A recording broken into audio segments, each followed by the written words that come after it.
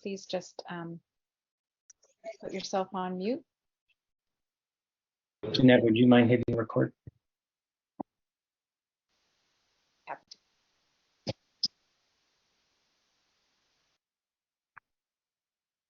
Thanks everybody who's coming in. I can see some members of the task force are here. Karen, nice to see you. Phil, nice to see you. Rionda, nice to see you. I'm not saying the names of members of the public. I'm only naming people I can see who are task force members. Luz, nice to see you.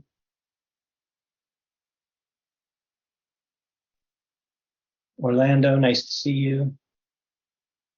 Hello, good evening. Martin, nice to see you.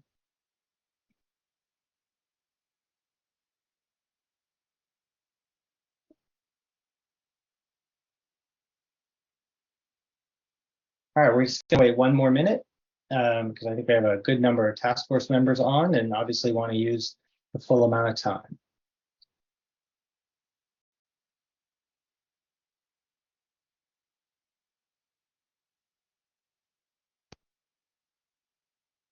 And I'm just going to mute everyone who comes in. Great. Vanessa, nice to see you. You as well, thank you.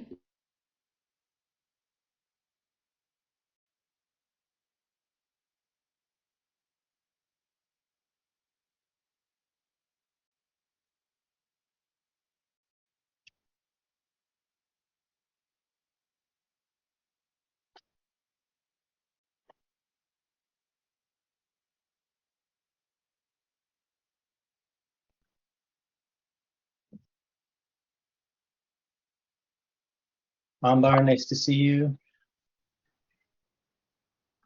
Hello. All right. I do believe a couple of more task force members are probably going to be joining. So Jeanette, as you are monitoring people coming in and out, if you wouldn't mind just keeping me posted on who's coming in through our WhatsApp conversation, but we'll go ahead and get started. Just one good more evening, reminder everybody. Before you go, Matt, just one more reminder to ask people to mute. Not everybody's muted. Great. Yeah, before we actually formally get started with the meeting, for everyone who's on, if you could please mute, if you could please turn your cameras off. There'll be times when we're going to be asking task force members to turn their cameras on, but for now, if everybody wouldn't mind turning their cameras off and keeping yourselves on mute. And we will have, I'll be explaining how the meeting's going to work. So good evening, everybody. My name is Matt Kellerman. I'm with Kelefors Education Partners. I'm joined this evening by Jeanette LaForce from Kelefors Education Partners, as well as Derek Mitchell from Partners in School Innovation, and some guest speakers who I'm going to be introducing. This evening's meeting is the fourth of 4 sessions we've been doing called virtual learning sessions, and this one is on the topic of selectivity. The agenda for tonight is that I'm going to provide a bit of context around issues that have surfaced through the work of the task force. Then we're going to do 2 different presentations. We're actually going to do something a little bit different than we've done in the other ones, where we had both presenters and then Q&A. But since one of our groups of presenters are folks from a district and another is an academic expert, we thought it actually made more sense to do one presentation, then Q&A, and the second presentation, and then Q&A. Then we will have some opportunity for discussion among the task force members. And at the very end of the meeting, we always leave room for public comment. Just as a reminder that these meetings are voluntary meetings, so we don't expect necessarily to have a quorum of the task force. I do believe we actually are going to have a quorum this evening, but nonetheless, our agenda doesn't include any business. It includes only the presentations and the opportunity for discussion. We are taping all of the sessions, and we'll be posting the presentations online on the task force website. These are not decision-making meetings, as I mentioned, but in order to err on the side of transparency, we have publicly noticed the meetings, and we are providing the opportunity at the end of the meeting for public comment. We are not using the chat function in the meeting for discussion. We've enabled folks the ability to chat with us as hosts, so Jeanette and me. Primarily, if you have any technical questions, send them to Jeanette. She'll be monitoring the chat, but the opportunities for discussion are going to be all live, not through the chat. Just a quick reminder of our norms. The task force members, you've seen these a number of times in our meetings. We want them to be upheld this evening. So if you can just take a moment to look at those.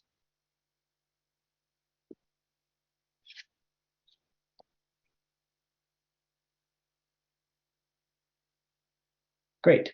The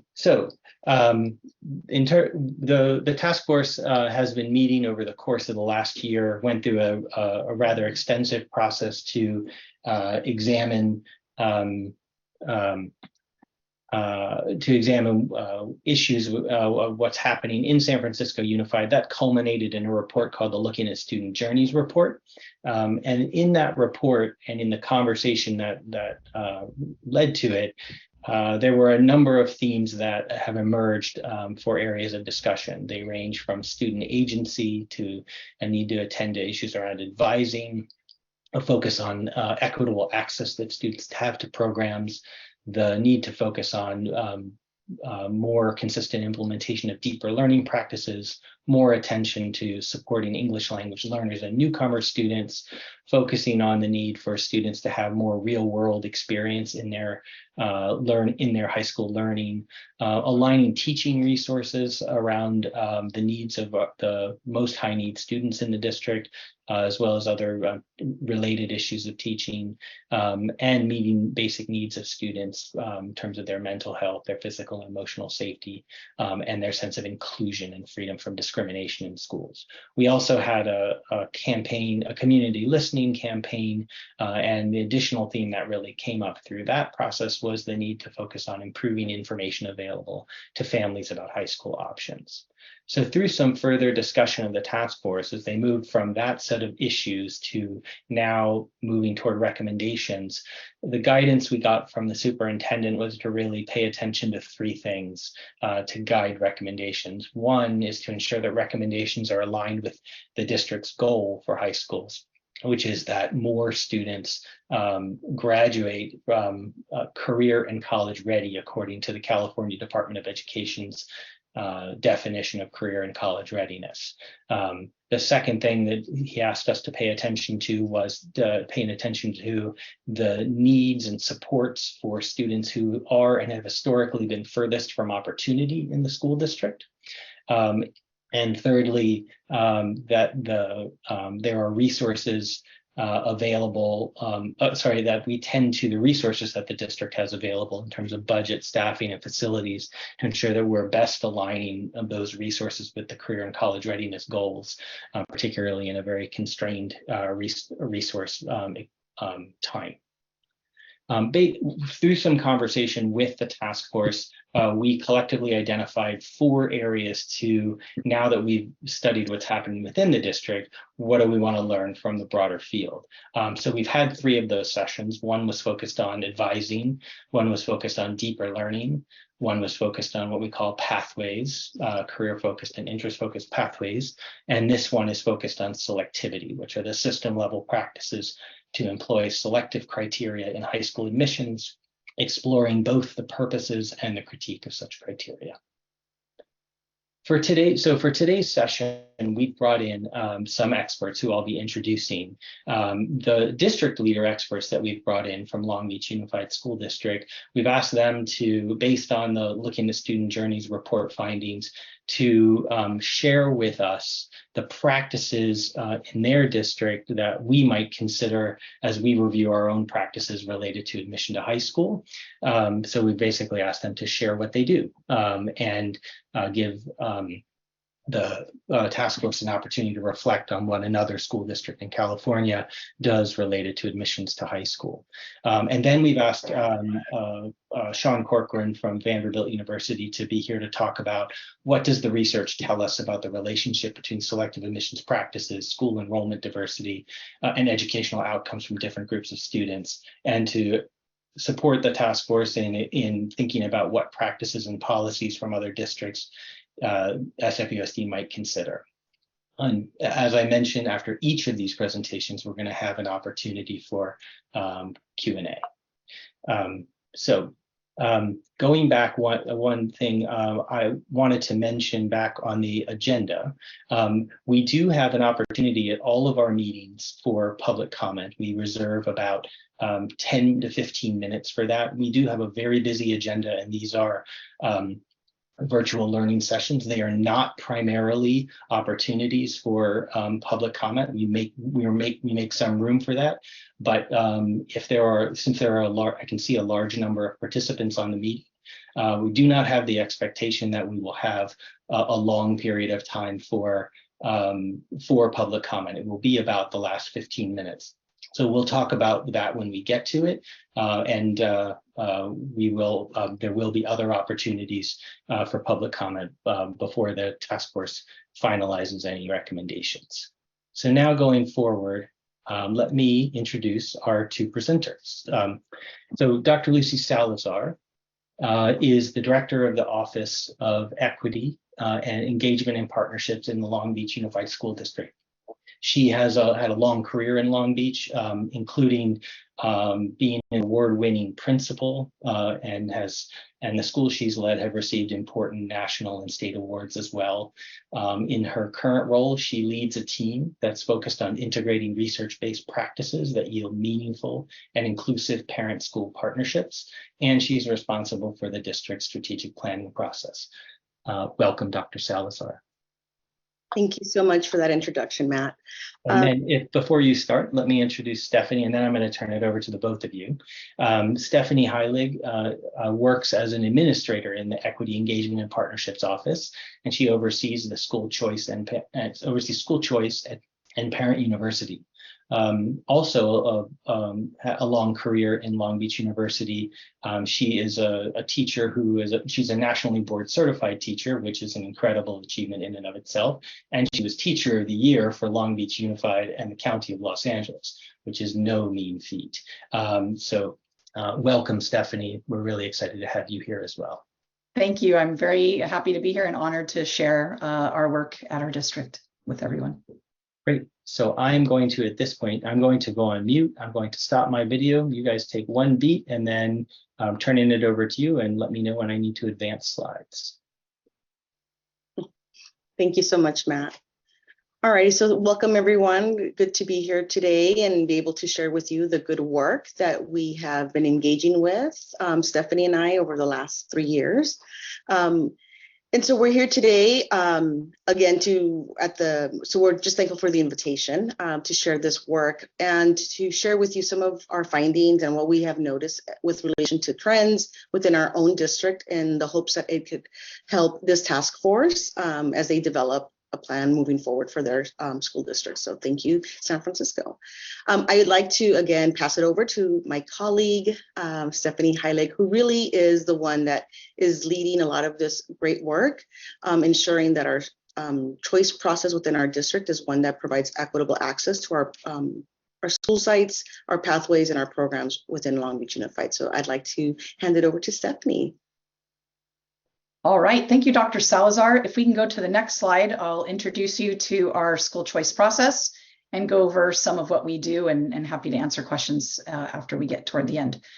Our school choice office provides and supports families with a clear and transparent timeline of events and activities related to our high school choice. We actually also do a middle school and K-8 school selection process, and that's what our office oversees. I'll go to the next slide. All right, so we'll focus on high schools. To give you an overview of Long Beach Unified, we're a large district. We have 11 high schools. 6 of our high schools are comprehensive high schools, which would be your traditional high school, offering athletics, all of the activities and the things that you would find at a traditional high school. And so we have 6 of those. I'll get to the orange circles at the bottom. We also have offered and transitioned, we've listened to our families over the years. We have 5 smaller thematic high schools. And so these high schools are just smaller in number, campus size as well. And these are high schools that have coursework around a theme. Could be engineering, arts. We have a culinary school and early college offering. And so these are smaller. They do not offer our traditional CIF sports. A couple of them do offer it. CAMS would be one of them, but this one is a little bit smaller. The reason why these are important when we talk about school choice with our families is that if you're going to choose a comprehensive high school and you put it as a first selection, and I'll be going over that with you, you are guaranteed residential priority. So if you live within that residential boundary, you are granted residential priority for those schools. That will become important as some of these schools are highly sought after. And so there are students who want to attend that don't live in that residential area. However, if you do, you are guaranteed admittance there. For our thematic high schools, they are 100% school of choice. What that means is even if you live across the school from Sato Academy, which offers biomedical and engineering, residential priority is not granted. And so for those, there is a selection process, and I'll dig a little bit into how we select students for each of those schools. So I'll go to the next slide. All right. So in our district, we are, and my understanding is that you all know a little bit about our linked learning pathways or programs. We are a 100% school of choice district, meaning that our students do not only select the high school that they want to go to, they also select a program at that school. So that would be typically what linked learning would call a pathway. To give you a little bit of a historical context, I tried to dig up some dates today. I would say prior to 2009, there was a movement at schools to create SLCs or small learning communities. And so our high schools were kind of moving toward that. Our specialized programs are what we would typically refer to those as small learning communities. And so those were kind of the original pathways. They were arranged, as smaller groups to really connect kids and increase their connection to the school. And then after 2009, we started really moving toward linked learning as an opportunity for students to really be connected to our schools. And so some of our schools took on some SLCs that were linked with pathway programs or linked learning. So it's right around 2017, our previous superintendent made the decision that, listen, if the pathway programs and linked learning are good for some students, they're going to be good for all. And so I think it was right around the year 2017, we began to, actually it's before that, but 2017, all of our schools moved toward adopting pathway programs, and then our specialized programs, which were the original SLCs, remained. It should be noted that both programs, whether you're a student that chooses a specialized program or a pathway program, they will both prepare students for college and career. So all students that graduate from them are college and career ready, whichever path they decide to choose. So we'll dig in a little bit to each of those, and I can kind of talk about some of our placement processes so you can see how we place those students. So we can go to the next slide. Okay, so it's a big slide, it's comprehensive, but let me try to explain them to you. We have 5 specialized programs that remain in our district. And again, these were our SLCs. Originally, when these programs were formed, they were designed for an accelerated experience for our students. Many of our GATE identified students were choosing to go into these programs because originally this program was where you went if you wanted to take AP courses. So these were designed for an accelerated learner, and they had an accelerated experience. So students that were going into these programs, there still remains, and there was originally a minimum entrance criteria. It varies per pathway, but students do have to have a minimum GPA. They have to have a minimum SBAC score, and then they have to be enrolled currently in 8th grade in algebra in order to gain admittance into those specialized programs. As we evolved and moved into linked learning, there was some discussion about equity and access for our students that weren't either admitted to our specialized programs, or as they went through high school, started really achieving and wanted to be challenged and wished to take some of those AP courses. And so what it was decided was in our pathway programs, we also wanted to offer an accelerated pathway for those students as well, who either, like I said, didn't get in during their 8th grade year, but also who should also be offered AP courses as well. So we're happy to say now, whether students choose our specialized programs or our pathway programs, they all have access to AP courses. So with our pathway programs in linked learning, we do have a few that still have an entrance criteria and minimum requirements. Many of those you can see they're STEM programs or engineering, requiring students to have some math proficiency in order to really excel in that pathway. And so it was decided to keep a minimum requirement for those. But you can see that most of our programs, and so each of the bullets underneath that's a particular pathway program at the school. So for example, Cabrillo High School, you can see there's one in the light green, that CED, that it does offer minimum entrance criteria, but that the 3 other pathways that are there do not require any minimum entrance criteria. So a student with a very minimum GPA to students that are in a 4.0 can also gain admittance into that pathway. What the pathways decided to do with their programs is they offer an accelerated strand to try to kind of rise up to that level of the specialized programs, so that students can have a traditional linked learning experience while getting some of that acceleration that they experienced in our specialized programs as well. So it is true that most of our programs that we have in our district, there is no minimum entrance criteria to enter those programs. So that'll give an overview of our pathway programs. We'll go to the next slide where I can talk a little bit about our placement. We spend most of the fall in our district doing our recruitment events, where we promote our choice events. We have a high school choice fair that we're preparing for. We have a variety of information evenings that we have. And then in January, after our first semester grades are released, all of our 8th grade students, whether they're enrolling or they're already enrolled, they complete an online application. And so that's found, we have parent view.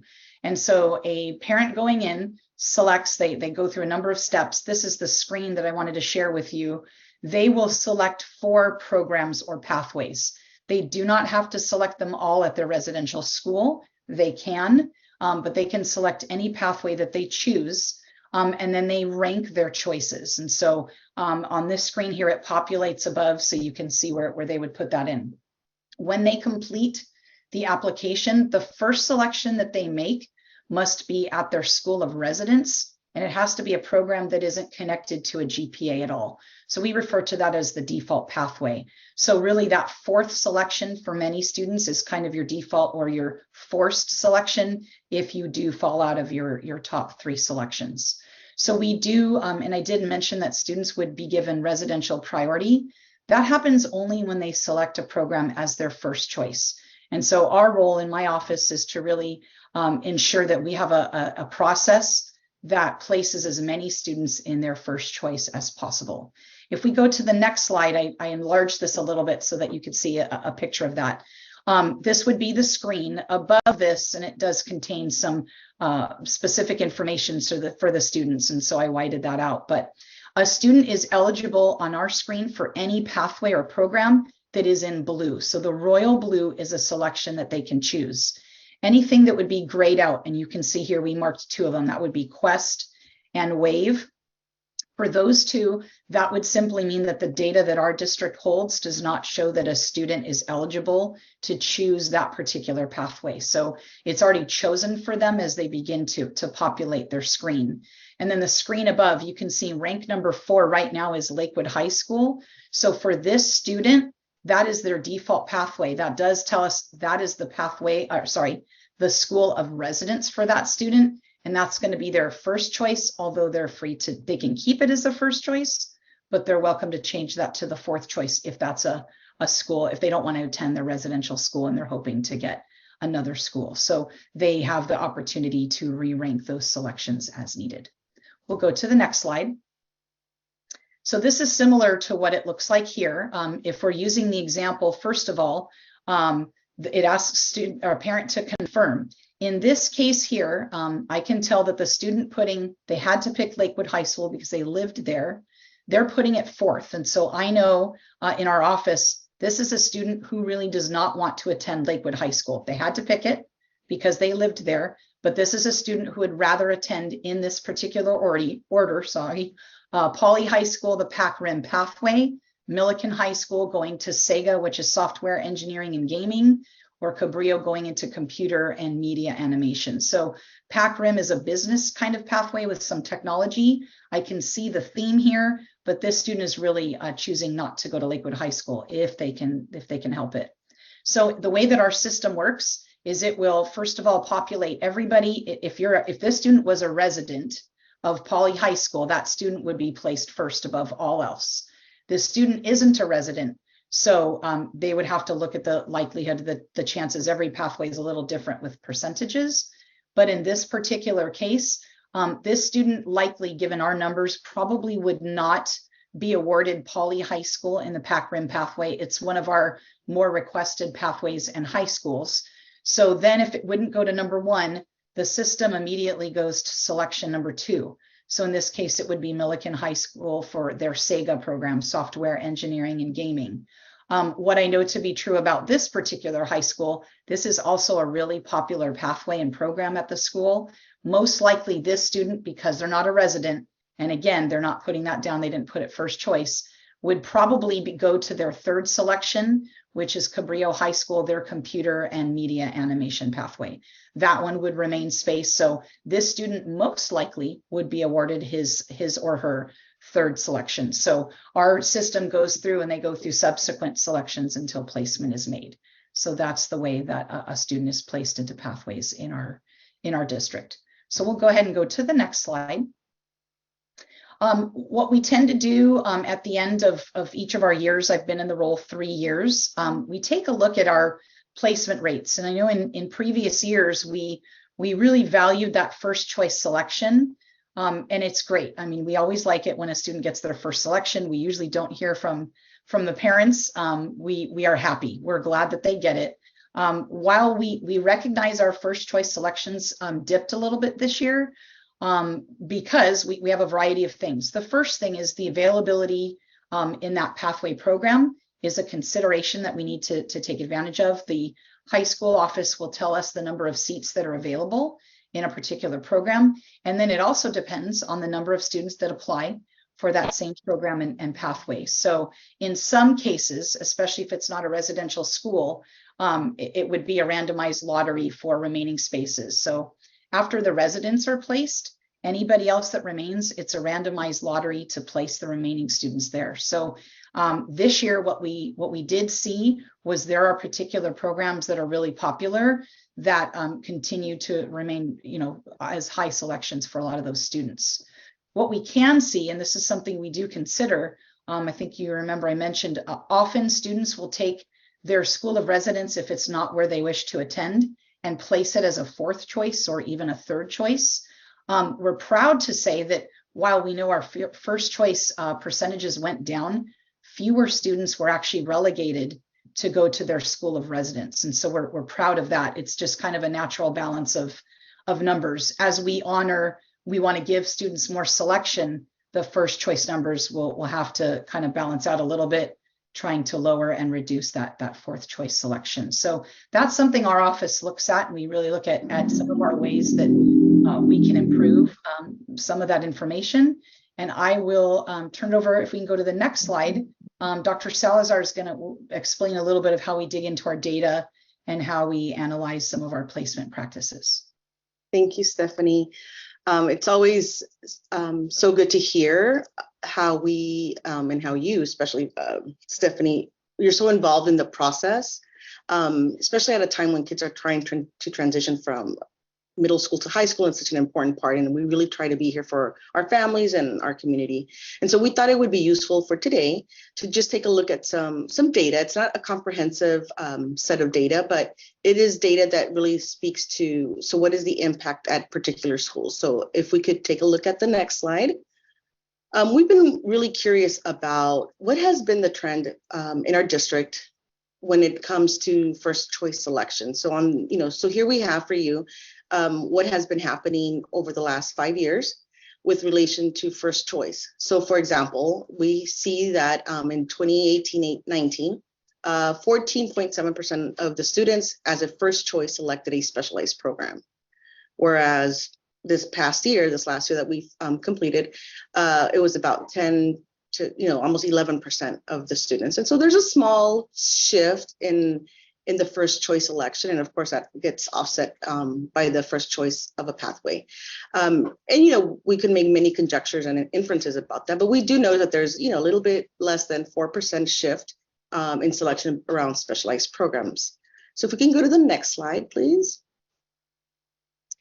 We thought it would also be just as important for you to just let's hone in on specialized programs and look at what has been the trend over the last couple of years, same 5 years, around specialized programs. And so on this chart, we thought we'd have the specialized programs be anonymous. And so here you could see that, for example, on that first row, specialized program number 1 has kind of maintained as the more coveted or more first choice selected specialized program over our last 5 years. Now, we know there's lots of factors that contribute to the decline.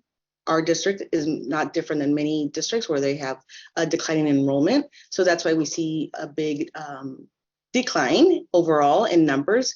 But when we take a look at those trends across the 5 different specialized programs that happen across 4 of our comprehensive schools, we do know that one tends to stay kind of at the top of the selection as it relates to first choice selection. And we were also concerned for, say, the last 2 specialized programs where there's a significant decrease.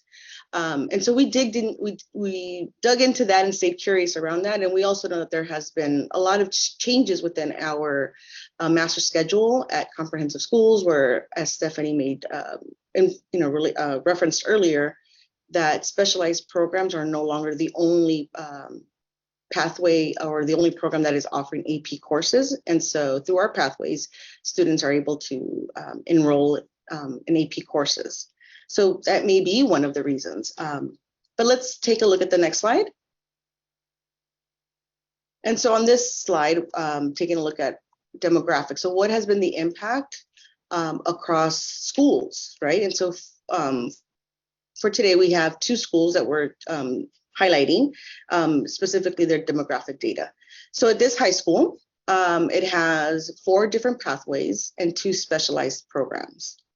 You can tell on here across the school-wide demographics that the largest population subgroup is our Latino, Latina, Latinx student group, followed by the Black African American student group, and then Asian student group. And so here we tend to see how it is that students are placed. So now we're looking at the impact of the selection process and how it's impacting the spread of demographics at a school site. And when we take a look at that, we're really curious to see that in specialized program number 1, for example, just staying within the Latino column, Latino, Latina, Latinx column, we see that there's a gap. Right? We see a gap that between the 54% of the student population, we see that close to 29% of our student population either selected and or in this case, met the criteria, the minimum criteria to have a space in the specialized program. Whereas we see the trends for, let's say, our white subgroup, and the gap exists as well in a different direction, right? It exists between a 6.3 of the school-wide population versus close to a little bit of 20% of the students at that school site are enrolled in the specialized program, number 1. Then you can also take a look at that last row for the specialized 2. There's a little bit of a less of a gap among our Black, our Latino, and Asian populations, but it still remains a higher than school-wide enrollment for our white. And our second school has a little bit of a different story. So if you go to the next one, thank you. Here is the second school. It has 4 pathway, which would be industry aligned pathways, and then it has one specialized program. Now, again, specialized programs have minimum criteria. It is tied to GPA. And here we see how the demographics fall at this school. And it is a slightly better representation when you take a look at specialized programs, as well as pathway programs. So with that, all this information in mind, yes, we just like to say thank you again for the opportunity, and I will remain here. And I don't know if Stephanie, you'd like to share anything else, but we want to be thankful for the opportunity to share what is happening in Long Beach Unified with relation to school of choice.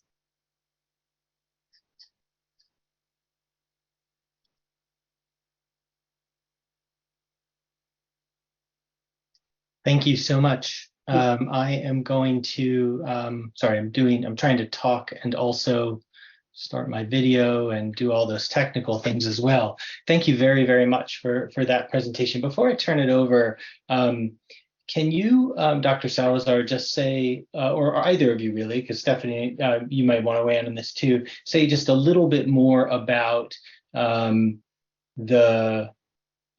history of the specialized programs and sort of how they are perceived in the broader community, particularly now that you have all these other pathway programs. Can you just say a little bit more about sort of how long these programs, specialized programs, have been around and what role they serve for you in your school district? Well, thank you for that. Thank you. I appreciate the question. So specialized programs, one in particular, has been in existence and within our school district for a very long time. And it has been, if you will, there's a way to consider it as probably a hallmark of success within our school district for many, many years. And Stephanie, please chime in at any time, but it's also true that there has been other programs, specialized and pathway, that are have gained a lot of traction within our community, have gained lots of respect. And so for that reason, I think our community overall feels that there is a sense of opportunity. There's more of a spread. It's not just one program that is the program, the beacon, if you will, the star of the district. And, you know, and that's continuous work within our district, particularly within our secondary schools department. How to create those opportunities and access to greatness and excellence across our comprehensive schools. So I don't know if Stephanie would like to add to that, but I'm just going to build, you said it perfectly. I'll just simply build on that from kind of what I know in being in the district. I think the first, again, that the hallmark pathway that we are speaking of, it was around the 60s, and the original design of it was to take students from one side of town, bring them over to some of the inner city schools on the other side of town and expose them to, so it was originally designed to really diversify that particular school. And I think that that's exactly what it did at that particular school. And it's sort of remained in that way. So the other specialized programs developed as a way to kind of pull the kids back, because many of the kids were traversing to the other side of town, but then they wanted to retain them here and, you know, struggling with transportation. We're not, unlike San Francisco, I went to college there, so I'm very familiar with it, but you know, it is hard, and transportation is always an issue in such a big city like ours that we are spread out. So the original theme of it was let's take some students and, you know, we learned from each other. And so again, it was that traditional experience. I can say now that I think what I've heard from our parents and our communities is that the pull to go away from specialized programs to attend a pathway program is that, number one, you get a lot of career exposure, and your courses, like, you know, from linked learning are connected to an industry sector. But I think the other pull, and some of it is a result of COVID, but I think the rest is just because we're asking 14-year-olds to choose a selection. They don't yet know kind of what they're capable of. And so the idea of a choose your own adventure, if you will, to attend the pathway is really appealing, because in the pathway programs, the APs are not pre-selected for you. If you feel that you want to increase your rigor, you can do that. It allows a little bit more freedom. I know our pathway programs, the specialized, traditionally would give a lot of homework, and it's not for everybody. It's really for that accelerated learner, but that doesn't mean another student couldn't challenge themselves maybe in a different way. And so that's really become very appealing to students who they think they want that acceleration, but they're not sure, because high school can seem real scary for a lot of students. I have 2 high schoolers, and so I have one in each, and I can speak to that as well. So it just really is a different experience. But again, being able to choose your rigor rather than having it chosen for you has been more appealing to our families from the feedback that we've received from a variety of modalities in our, we use thought exchange and just polling our families. We are looking forward to some opportunities and getting out. I know both with the visioning work that Dr. Salazar has done, and then in my work this year, when I'll get out to talk to families in some focus groups, I'm looking forward to capturing those feelings as we try to just make a better, more equitable process for all. So thank you both for elaborating on that. We're going to turn now to Q&A, and just flashing this up briefly. So we have some opportunity for question and answers with Dr. Salazar and with Stephanie. So I'm going to stop my screen share. I would ask task force members if you wouldn't mind going ahead and putting your cameras on if you're willing to do that, and then put your hand up if you want to ask a question. And I see Letitia first, so I'll turn it to you. Thank you, Matt. Thank you for the presentation. I just had a quick question in thinking about equity, access, and the experiences of your African-American population, looking at the specialized programs. And I hear the Choose Your Own Adventure and Pathways has been the most popular, but I was looking at those numbers for African-American students in the pathways. I mean, the specialized part, and I'd like to know more. And so I know that you say you use thought exchange. You'll also go out and do some more interviewing of families and students. But from what you've learned so far, can you share more about the experience and the access and what's equitable for African-American children in your district? Yeah, thank you. Thank you so much for that question. And that continues to be what we are trying to address through our visioning process, through our strategic planning process. We're really centering the experiences, because one thing that we know to be true is our African American and Black students are not achieving at the rates at which we need them to be.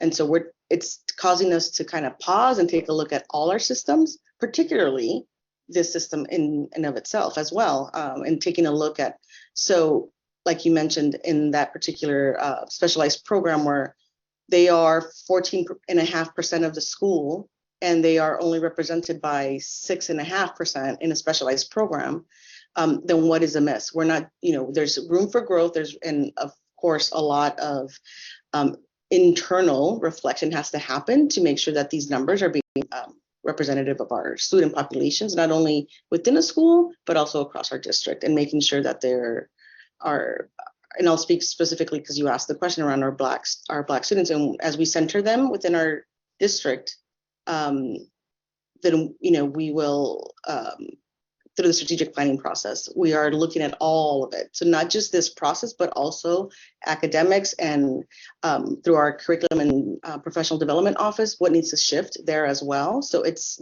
by shifting one of our systems, it's not going to do the job that we expect it to do. So it has to be a complete system shift to ensure that our students that are achieving at the rates that we are not okay with can do better, and so we need to do better. So I don't know if that answers that question, but slightly. So I hear, you're still exploring, so there isn't necessarily an expert answer. That's fine, right? Because we're all exploring in San Francisco as well.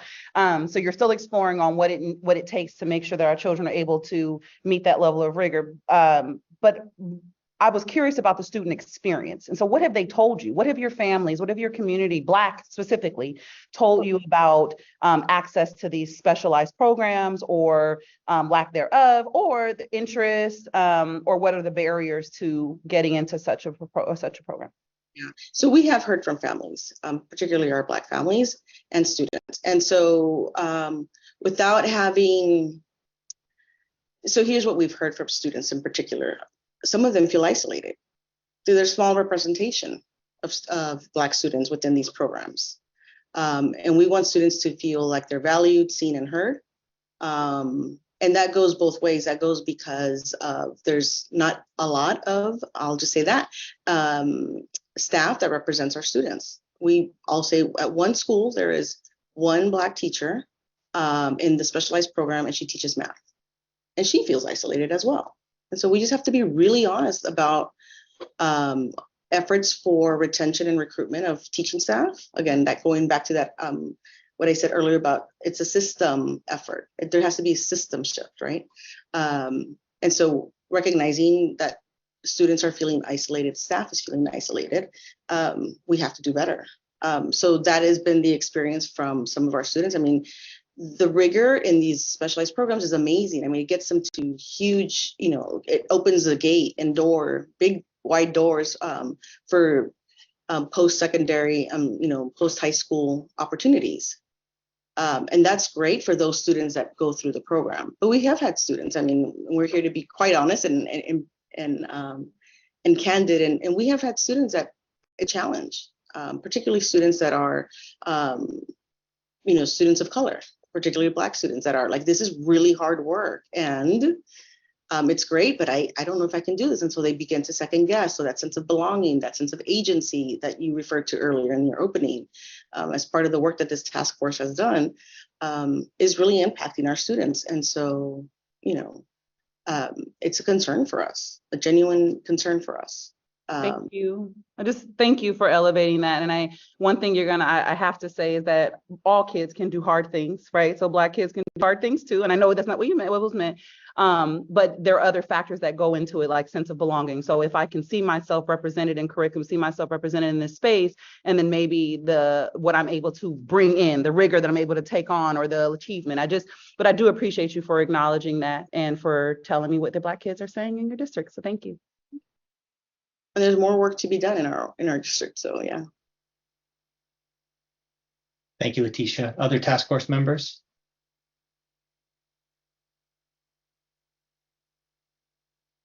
Go ahead, Orlando.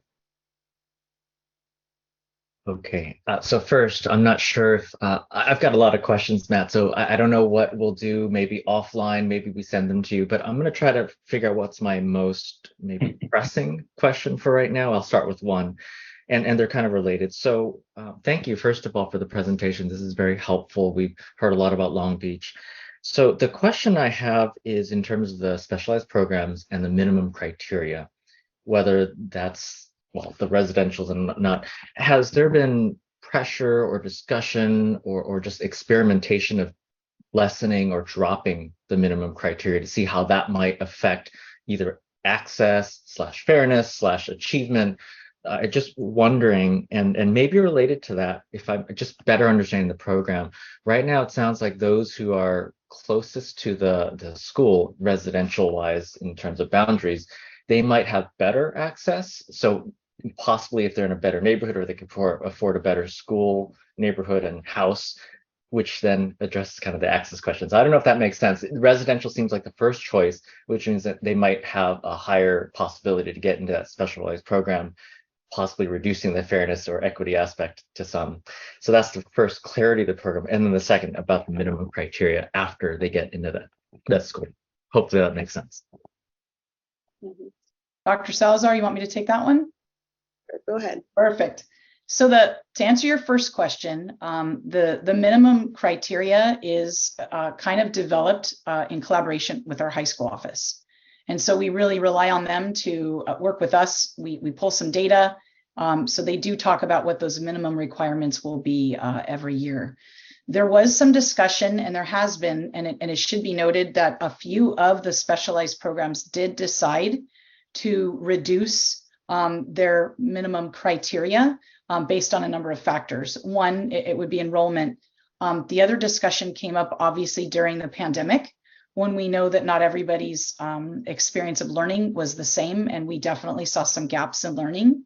What we did do during that time to address it, instead of dropping the GPA, is we expanded our appeals process to, we wanted to keep, and uphold the students that did well, but what we did was we had appeals prior to that, but not to challenge the GPA requirement, because that was kind of standard. what the appeals allowed us to do was to take a closer look at a student as a big picture. So we would go back into the data that we had. We would go to other test scores, reading benchmarks, grades that they may have had, beforehand, conversations that we had as a team. And so we did expand at that time to try to admit students that didn't meet those minimum requirements. And so during the pandemic year, and I'm going back offhand, I think we were able to admit about 60 to 70% of students that appealed into a pathway that they were otherwise not eligible for. And so each year, again, that's decided. I did want to go back to the admittance policy for our specialized pathways. I must add, for those, there is no residential priority given for our specialized programs. So that would be a straight GPA top down. And then if they're in the case of a tie, it's not happened, but in the case of a tie, 4.0 kids are okay. But it did happen this year where we had students, minimum for one of them is a 3.7 GPA. We did have more than the amount of students that did that. And unfortunately, in that case, if you were a resident and you had that GPA and you were close, unfortunately, you were not given residential priority. So it was straight GPA top down with SBAC being the determining factor if there was like a tie. But just for those 5 pathways, that's the only ones where, again, you can be a resident of the school. You may not be admitted into the specialized program, but you'll by default, because you're picking a school that's there, a program that's there, you would most likely be placed there. And then during a student's freshman year, so let's say, for example, they wanted to go to a specialized school and they didn't receive it their freshman year, they can appeal in the spring of their freshman year to kind of try it again, like a tryout again, like a baseball tryout. And then if there's space availability and the counselors would deem, hey, this is a really good fit, the student has met some of those minimum requirements, we're going to go ahead and give them a shot. Vice versa, if a student is in a specialized program and felt that perhaps it was too rigorous or just not something that they could handle, you can appeal. And it's not just at your own school, you can appeal to go to any other pathway freshman year. After freshman year, in our district, we try to uphold the CTA continuum. We want students to be able to take those CTA coursework and do the CTA completer courses. So we try to discourage it after that. It can happen, but it isn't common. So typically both in their 9th grade year to get into a pathway, but also to leave because it might be just a little too difficult. I hope I answered your question. I think I did, but hopefully I tackled that. Generally, yes. And I'm going to hold off on any other questions so I let other people have a shot. Thank you. Thanks, Orlando. Vanessa? Hey, thank you. It's good to see you both. My questions have to do with students with disabilities, students who are English language learners, students who are foster youth and or homeless, and then students who meet all 3, especially in your specialized programs. I don't know. I didn't see a slide on that. It's probably because you wanted to be, kind of higher level, but I'm really interested in terms of the percentage and kind of looking at that and the disproportionality, right? That we may see in those specialized programs, specifically in those groups. So wondering what that looks like, what your insights are. And then when you talk about institutionalized programs that are older and newer pathways, this is, tech ed and, middle school foundation, right? CPAs, all that. What learning outcomes do you see in terms of differences? Where are our young people going? Versus USC, CSU, Ivy, community college. What are you seeing there as well?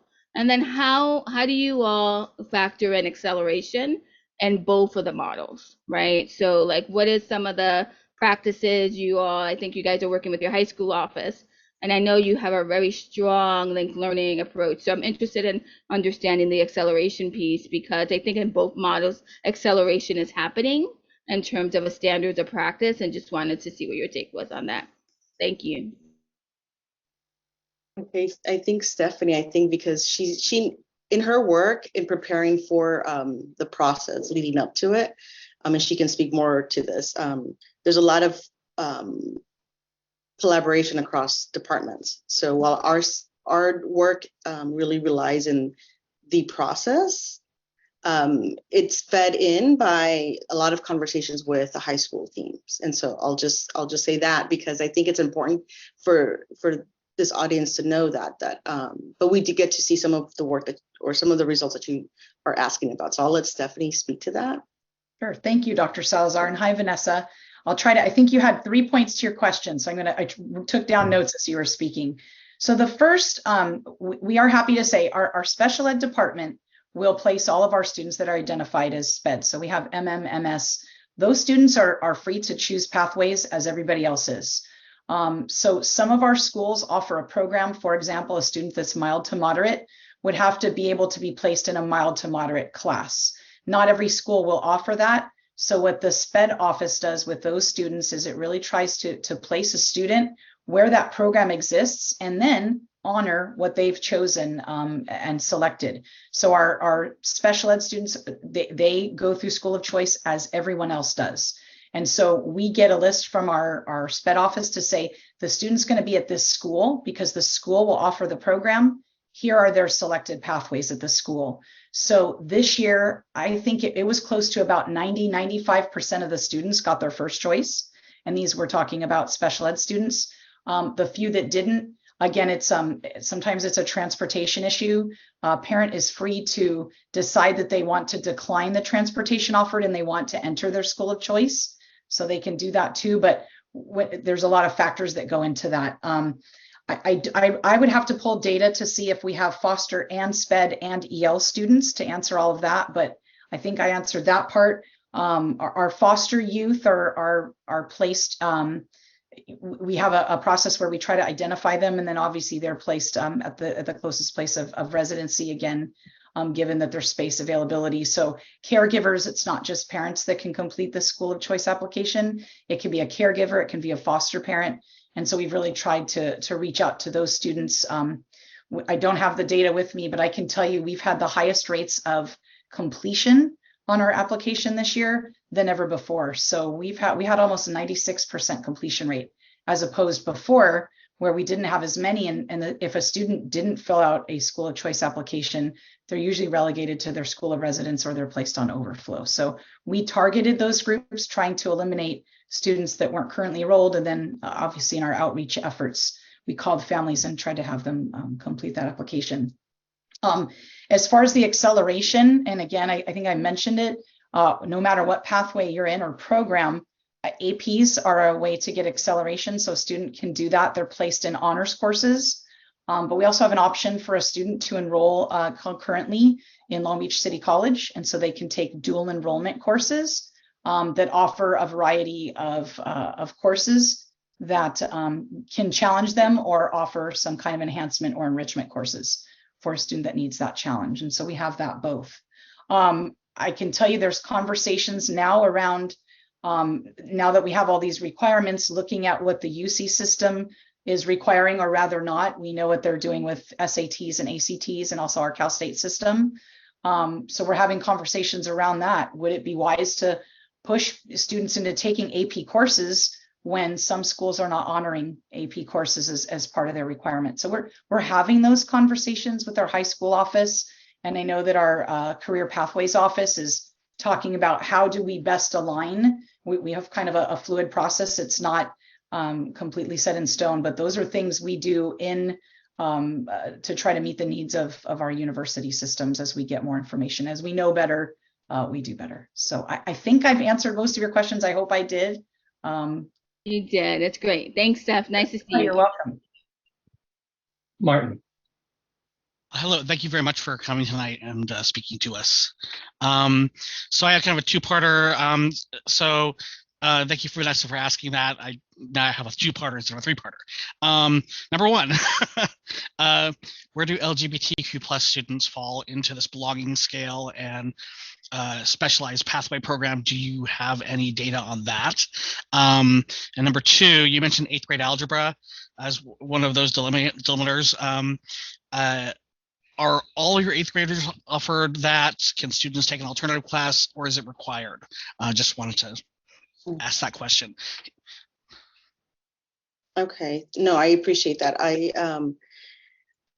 As Stephanie mentioned, that's a great question around our LGBTQ plus student community, and we don't have that data with us right now, but we could absolutely go find it. Here's the only thing with that, it would have to be based on self-reporting, right? Students that are, identifying themselves as such.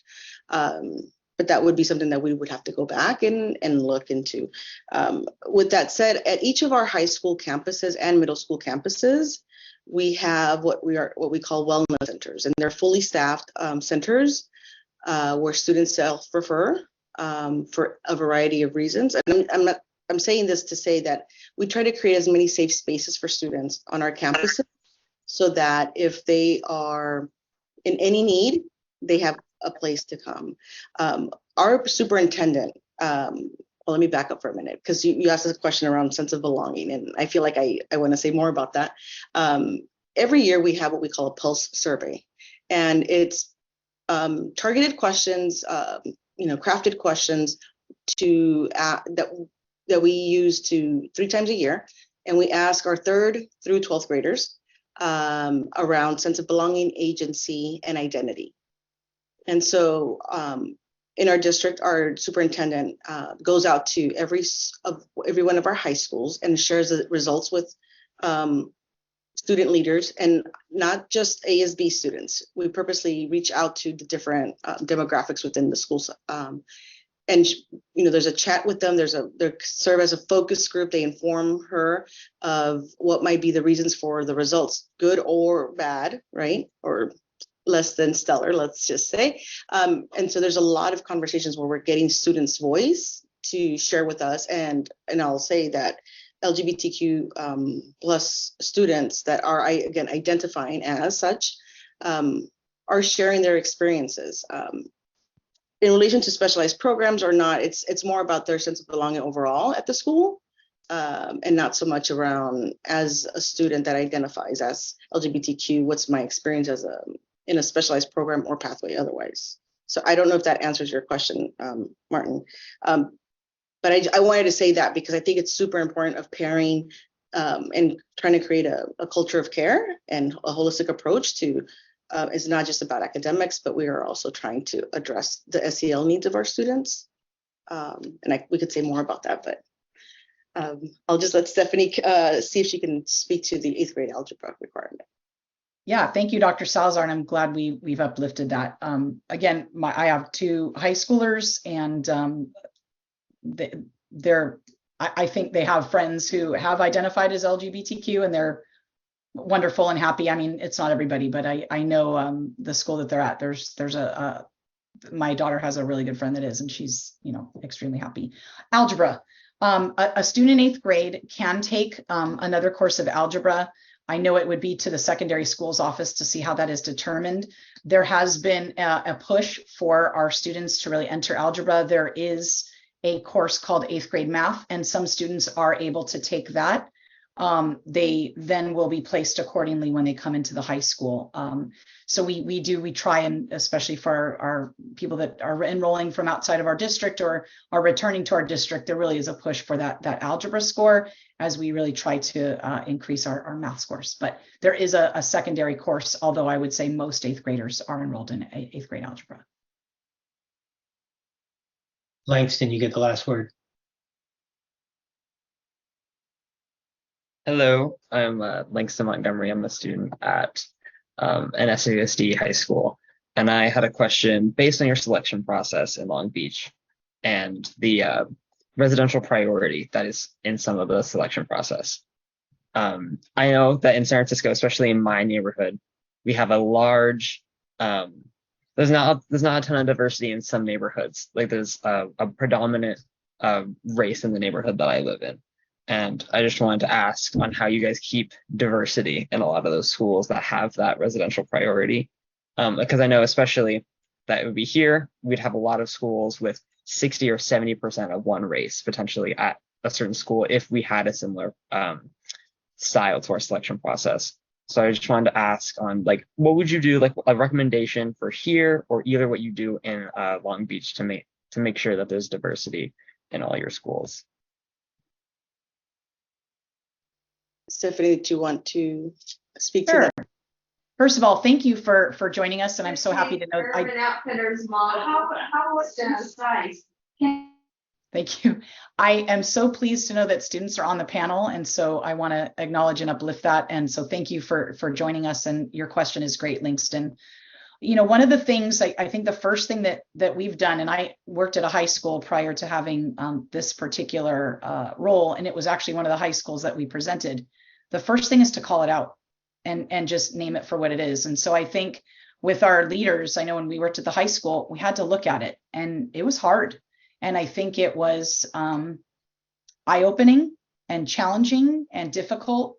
But I think in having those difficult conversations around it, we then talked to our community and really our leaders as being a leader at the school, and what can we do? And so the first thing was to look, like we said, at that demographic data. And then one of the things is we made a concerted effort in our recruitment efforts to try and really approach students of color to get to become and to join and, you know, to join us. We also began to recognize leaders at the school that were of color. So I know in a particular pathway where we wanted really to increase Black students, we found, and it wasn't hard to find, they're amazing kids, putting them in leadership positions, putting them out there and saying, we need you to come and help us recruit more Black students into the particular program or pathway. And it worked. That data that we showed you, I worked there about 5 years prior, 6 years now. That was over 6 years. It didn't start that way, but I think through our efforts of just really calling it out and having us having some hard conversations about that, you know, we try as much as we can to diversify. It is hard with that residential requirement, but again, not all the residents will choose to go to that particular school. So we've tried to make it in that if you're a resident, the only acceleration program doesn't have to be at your residential school. You are free to choose another school, have a different experience. And many of our kids do, realizing that if they're choosing another program at another school, they can get a different experience. And so for many of them, that's something that they're choosing to do. But to answer your question, the short of it, and thank you for that, calling it out, looking at it, and doing our best to have a concerted effort to try and recruit students of whatever the mixed race, Black, Latino, especially males. So. And I would add, yeah, and thank you, Stephanie, and hi, Langston, thank you again. Always great to have students in spaces. We also know that through the ability to have data, we can let schools know that as you're gearing up for the school choice process, if there is a school within that is not being represented. So we'll just speak in our city. It's not, I imagine it's not much more different than what you described, Langston. That we have areas that are predominantly white, predominantly Latino, and or mixed, right? And so how do we get students to know that there's access to these programs? And what we have found to be really successful is strategically and intentionally recruiting at those middle schools, because sometimes it is letting parents know. So through Parent University, we let them know this is what the choice process is. You have access to this. You have an opportunity if this is what you would want. But it's also being intentional and collaborating with counselors, right? Counselors advising students. You know, you are more than qualified. You meet the criteria. If this is what you want, let's go for it. And so it's really being intentional. And like Stephanie said, first thing is acknowledging that if our schools and our pathways are not diverse and representative of our city, we are a very diverse city. I don't know what you know about Long Beach, but we are a very highly diverse city across many sections. And so we need to have our schools. We want our schools to represent our community, not just like where it's located, but our city in general. And so being just really intentional and uplifting students, and even if they're not meeting the criteria, you know, really showing them possibilities, unlocking potential in every way we can. And so we have to leverage the support that is existing at schools, such as counselors. We have pathway coordinators, admin at high schools. We could get into school site. We have site nights and leading up to the selection process, where it's like a big fanfare and drawing in students from across the district. And so it's a multi-pronged approach. There's just not one way to diversify our students. our student populations that's in our high schools. Thank you for that. I also think that listening to both of you guys speak, there's a common issue in both San Francisco and Long Beach is like the transportation. And San Francisco has Muni, but school buses are a lot more effective. And the middle school I went to, it was 70% Asian. And I was lucky enough to go there because I lived in that neighborhood. And there were 2 school buses, only 2, that arrived at that school every single day. And the vast majority of the kids on both of those school buses were Black. But there's only 2 of them that went out to those neighborhoods. So I think listening to you guys speak also, we need to think a lot more about how students are going to get there and through our school buses. But thank you, both of you, for being here. Yeah, it's trying to remove as many barriers as possible, right? And transportation is often a barrier that our families are faced with. And our city collaborates with our district and our city collaborate around how can we provide access to transportation. And so we have Metro passes for every high schooler that they renew every year, a TAP card. And so that's a collaboration between the city and the district that's happened since the pandemic, so that we can, again, the attempt of moving closer and inching closer towards removing barriers. So, but you're right, Langston. Transportation is not something that we should be should be taken for granted because it's not easily and readily available to every family.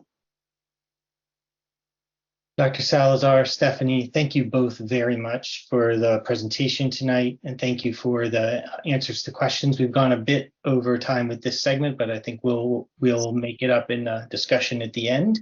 But we are very, very grateful to you for you being here this evening at the beginning of a very busy school year. And I know that a number of task force members might have some follow-up questions, and I hope, Stephanie, maybe I can contact you and follow up with you around that. But thank you both, really, really appreciate you, and you should feel free to hop off if you need to. Thank you so much for the invitation, and we wish you well. Thank you, everybody. Blessings to a wonderful school year. Thank you for having us. Great. If one thing I wanted to say before we move on to the next step, I neglected to mention that we were hoping task force members, as you listen, would really be listening for 3 things: what resonates with you, what questions remain for you, and what feels missing. So if you could sort of reflect back on that with a piece of paper or on your phone or computer, and do the same as you listen to Dr. Corcoran. So if everybody could turn their cameras back off, that would be great, so we can have kind of a clean screen for this next section. And I can see, Sean, that you have your camera on. Thank you very much. So our next speaker is Sean Corcoran, who is an associate professor of public policy and education at the Peabody College at Vanderbilt University.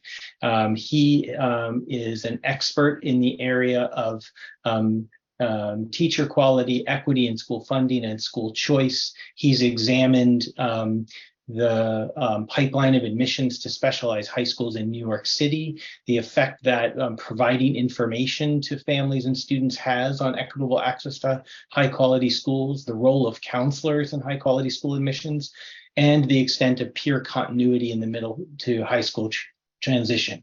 As you can see from his bio, he serves on editorial boards of multiple very esteemed journals, and he's a member of the board of directors of the Association for Education, Finance, and Policy, and for CAPE, the Council for Accreditation of Educator Preparation. So I'd very much like to welcome Sean Corcoran and task force members to ask you to listen, and then we'll have an opportunity to ask him questions after his presentation. Sean, it's a pleasure to have you here. Thank you so much. Let me turn off my camera before you get. Thanks so much, Matt. It's really a pleasure to be here. I should add to my bio that I spent a sabbatical year living in San Francisco in Noe Valley. I think I was a couple blocks from the James Lick Middle School, if I remember correctly. It's just one of my favorite places in the world, and had a wonderful time there. So this is a presentation that I've given versions of before. It's a topic that's near and dear to my heart, which is on selective school admissions. I'm going to focus a little bit on options for improving diversity in selective schools. So you can advance the slide. I think it's important when talking about selective public schools that we sort of stop and ask why these schools exist in the first place. I think of academically selective schools as a form of tracking, where the form of tracking is between schools rather than within schools. Now, I went to a large comprehensive high school where we had an honors track and a regular track, but attending a separate selective school was not an option. But many large cities, including San Francisco and New York and Chicago and others, now have entirely selective schools. And so you can think of this as tracking between rather than within schools. What's an advantage to this? You're grouping academically advanced students. That allows you to specialize more, to provide a more challenging curriculum, a more narrowly targeted curriculum to that population, and perhaps offer courses that wouldn't otherwise be available in a traditional or open enrollment school, where you don't have that critical mass of demand for particular courses. Some selective admissions also have an interest focus, as you heard in Long Beach, STEM-focused schools or arts-focused schools, for example. Next slide. Other rationales for selective public high schools. One that you often hear is that selective schools are sort of a reward for past performance. I hear this a lot in New York City, that students have worked hard and sort of they deserve access to a selective school. You might think that these schools incentivize perhaps students to work hard in order to gain admission to elite schools. You often hear as well that they're a way to promote upward mobility for particularly low income and academically talented schools, whose perhaps second best option may not be as high quality as the selective public school offers them. Another argument in New York and elsewhere that you hear about magnet schools, about selective schools, is that these are particularly attractive to upper middle class families, and that without selective programs, those families will pack up and move to the suburbs or enroll in private schools. So there's that aspect to it. And of course, there's a long tradition of some highly celebrated publicly selective schools. Stuyvesant, for example, in New York City opened in 1904, I think, and became a selective admissions school in the 1930s. And so generations of New Yorkers have looked up to Stuyvesant as just one of the top high schools in the city and now in the country.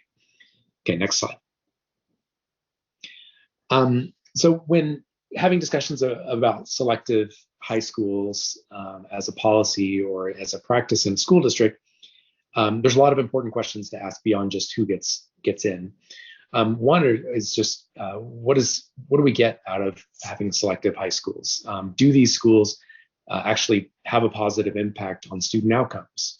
Or would these students perhaps do just as well in a neighborhood school setting? Do selective schools, in fact, create opportunities for disadvantaged students that they might not have otherwise?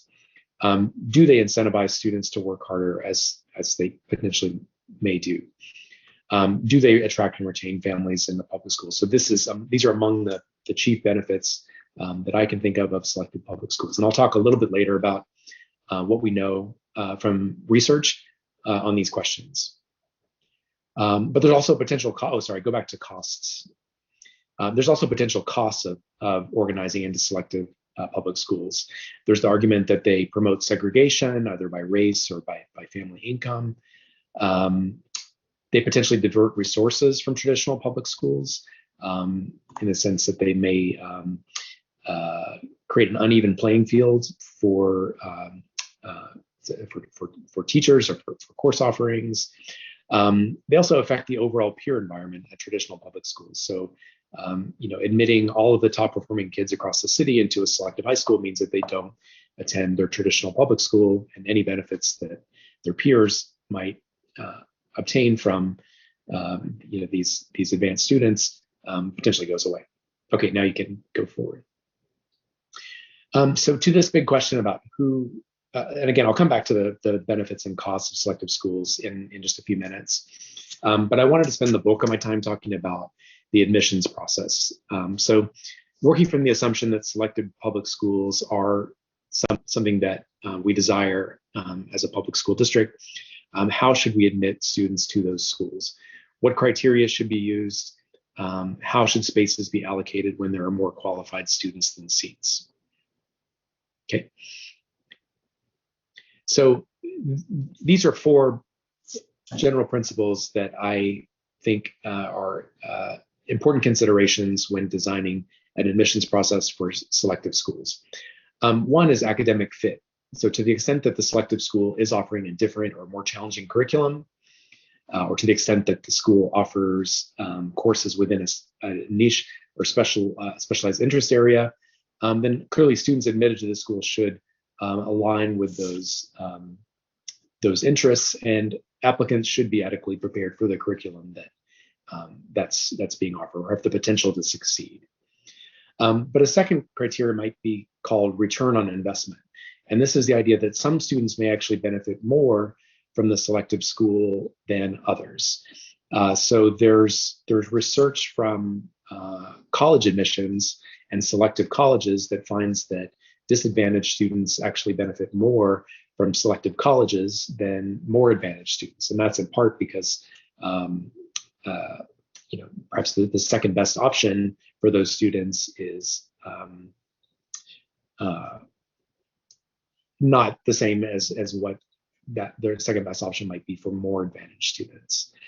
I would also put diversity and student representation on the list as a principle for admissions, the goal that for admitted students to reflect the diversity of the community that's served by this school.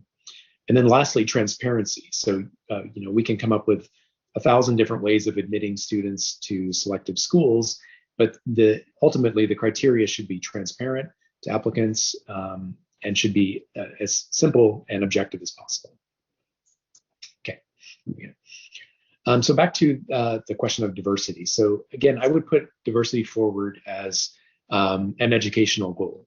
So this should be an explicit goal of public schools, in addition to the other goals I listed earlier. Why is this? So facilitating interactions between students from diverse backgrounds is one of the goals of public education. There's ample evidence that learning with diverse populations has civic returns, social returns, and private returns. And we've long held up in this country that racially isolated schools are not providing an equal education, even if they're meeting other academic goals. Next slide. But this creates a challenge for school administrators, given that the distribution of measures that are commonly used in admissions, so things like exam scores or grades, it's hard to achieve both selectivity in terms of academic selectivity, admitting the highest performing students in the district, and representation, ensuring that your schools actually represent the communities that they serve. And so the pictures that you see here are taken from the New York City high school admissions test called the SHAZAT. And what you see on the left-hand side is that Black and Hispanic students systematically score lower on this test than white and Asian students. There's high performers from all four of these student groups, but the bulk of high performers on this test tend to be white and Asian students. And I'll present some other numbers momentarily on that. If you also look at the right-hand graph, this is an underappreciated fact about high school, selective high school admissions in New York City, and that's that boys tend to overperform on this high school admissions test relative to girls. Girls actually perform better on grades, but when it comes to this admissions test, boys outperform girls by some degree. Okay, next slide. So I laid out these four principles, of academic fit, of diversity, of return on investment, of transparency. And so one has to operationalize those in some way by setting admissions criteria. And so this is the question about which specific measures you use to determine whether a student is a good academic fit. How do you break ties if you have more qualified applicants than seats? How will you reach your diversity goals? And what trade-offs, if any, is the school willing to make on traditional measures of achievement in order to meet diversity goals? Okay, next slide. I've put together this kind of master list of admissions criteria that I've seen in use in selective admission schools around the country. Many of these I'm sure you're familiar with. You heard some of these from Dr. Salazar and Stephanie from Long Beach. In the bucket of academic criteria, you have admissions tests like the one used in New York City. You have state test scores like the one mentioned in Long Beach. You have grades and class rank. You have more holistic evaluations. Some screen schools or selective schools, I should say, admit students on the basis of a portfolio of work. Artistic works and auditions are used in more arts-oriented schools. And some selective admission schools have students write an essay that's evaluated for admissions. In the bucket of what I would call non-academic criteria are things like attendance, behavioral record. There are some schools that prioritize students based on a quote demonstrated interest in the school. And then things like extracurricular activities or service could also be taken into consideration. So all of the criteria have been used by selective schools to assess academic fit, or particularly the academic measures. Some schools will use a combination of these, perhaps by calculating a composite score with different weights placed on different components. Okay, next slide. You can also layer on top of these priorities. So, in the event that you have two students that are equally qualified on academic dimensions, you can only award admission to one of those. You can do that by lottery admission or a priority, such as a neighborhood or geographic priority.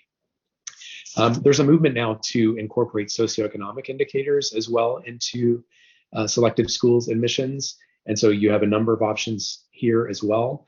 The traditional free and reduced price lunch measure that school districts have used for many years, parental education, living in foster home or in temporary housing, some measure of the sending school or middle school, like concentrated poverty at that school, another indicator of concentrated disadvantage, like socioeconomic conditions in a zip code or a census tract.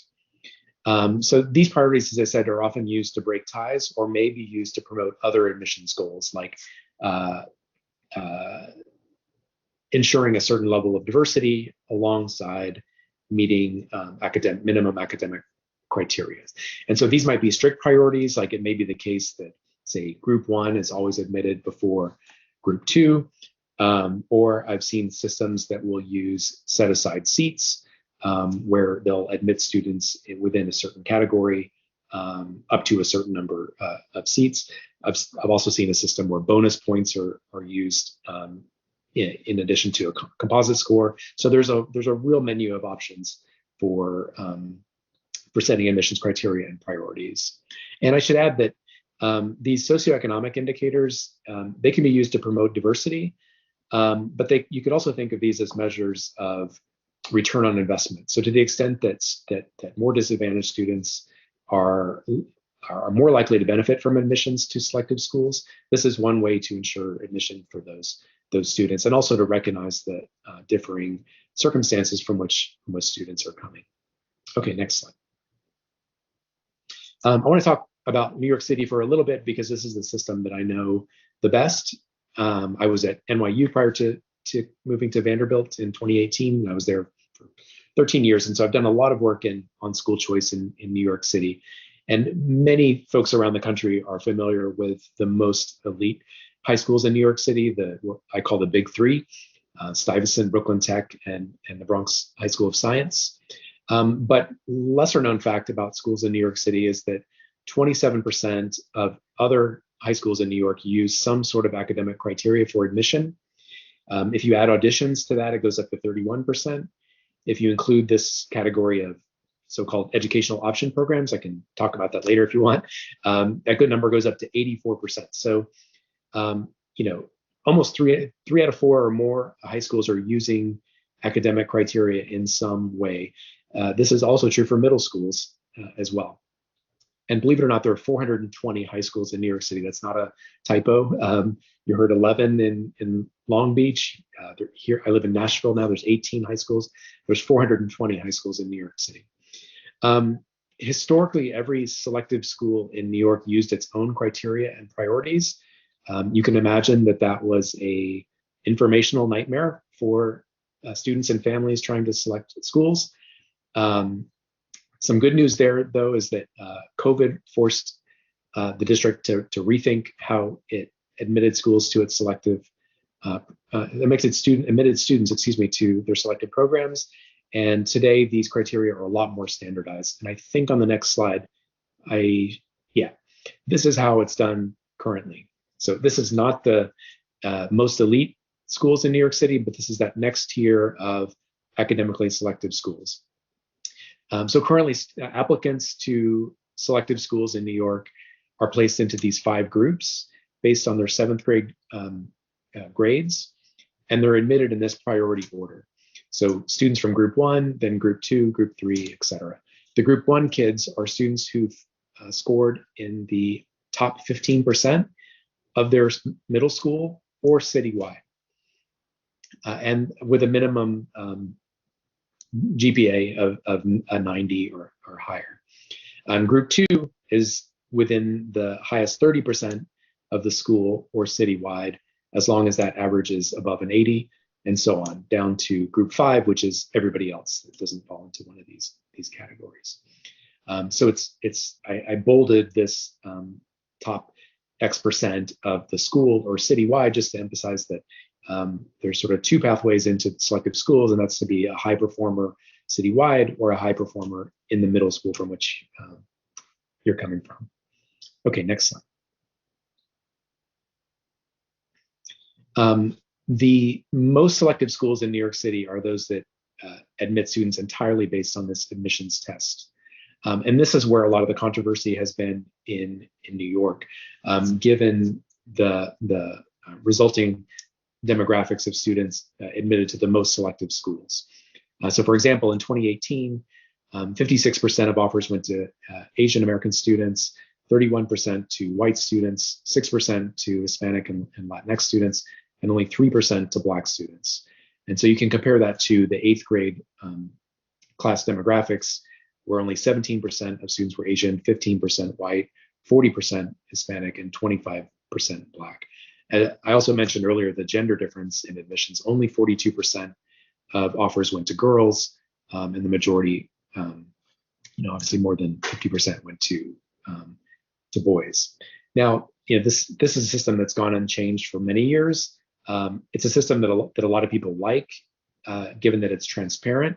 It's very clear that everyone takes the same test. It's objective. They award admissions to the top performers on this test. But where the controversy comes in is there's a lot of opportunities for cramming or test prep, and since all of the weight is put on this one test, and arguably this is not the only measure of academic fit. There's never been a study that's looked at whether this admissions test is sort of a valid predictor of success at the specialized high schools, but it has some appeals. Next slide. There's a study that I'll point you to that I did in 2018 that looked at the pipeline of admissions to the most selective high schools in New York City. We document some of these disparities in access to these schools. We looked at multiple steps along the pipeline, including sort of who takes the test, who applies, who gets in, and who shows up once admitted. But one of the features of this study is that we simulated a whole range of other admissions criteria, where we looked at combinations of test scores, GPAs, grades on from certain courses or other courses, attendance, looking at proportional representation by separate borough of the city, or looking at a top 10% system in which students in the top 10% of their middle school were eligible for admission. And so the next slide, I think, summarizes some of the results. I'm not going to go, there's a lot of numbers on this slide. I'm not going to go through all of that. But one of the big takeaways from this is that you can use a variety of criteria to admit students to selective schools, tests, test plus grades, test grades and attendance, etc. And some of these will move the needle on diversity and representation in the most selective schools. But you don't see a lot of change when admitting students from top to bottom. I shouldn't say top, but starting from the top performers on all these measures and working your way down. Where you start to see some big changes are proportional representation, so admitting students in proportion to their population in the borough, and this top 10% system. But one of the other things that we found in the study is that you don't lose a lot of academic selectivity in terms of traditional measures like state test scores and grades under these alternative systems. Where you do see a big change is in the performance on the specific test used to admit students to these schools. But these students under these alternative systems are high performers by many other measures. I will say, going back to the gender gap, moving away from the admissions test and going to state tests or grades does shift the balance quite a bit towards girls over boys, and that's kind of an interesting finding of this. Okay, next slide. There's been similar work done in other cities around the country. Boston, for its Boston Latin Academy, and O'Brien schools, has used a composite score where they equally weight GPA and standardized test score. There was a later paper that did an analysis comparable to ours for Boston. One interesting thing that they found relative to New York City is that there were larger racial and ethnic gaps in test taking in Boston versus New York City. We didn't find a huge gap in who actually sits for this test, whereas in Boston there was a bigger gap in who actually sits for this admissions test. They did some simulations similar to ours, and like our study, found that increasing the strategies that increased diversity the most in Boston were to automatically admit students based on their state test scores and a similar top X% by middle school, comparable to what we did. Okay, next slide. Chicago as well has selective enrollment high schools. Historically, they used a race-conscious system to ensure racial diversity, but given the Supreme Court decision that eliminated the use of race in school admissions, they moved to a race-neutral system that was aimed at targeting socioeconomic integration. So in Chicago, students take an admissions test. They rank up to 6 of these schools, and they're given a composite score based on this entrance exam, their 7th grade test score, their 7th grade GPA, and these are equally weighted.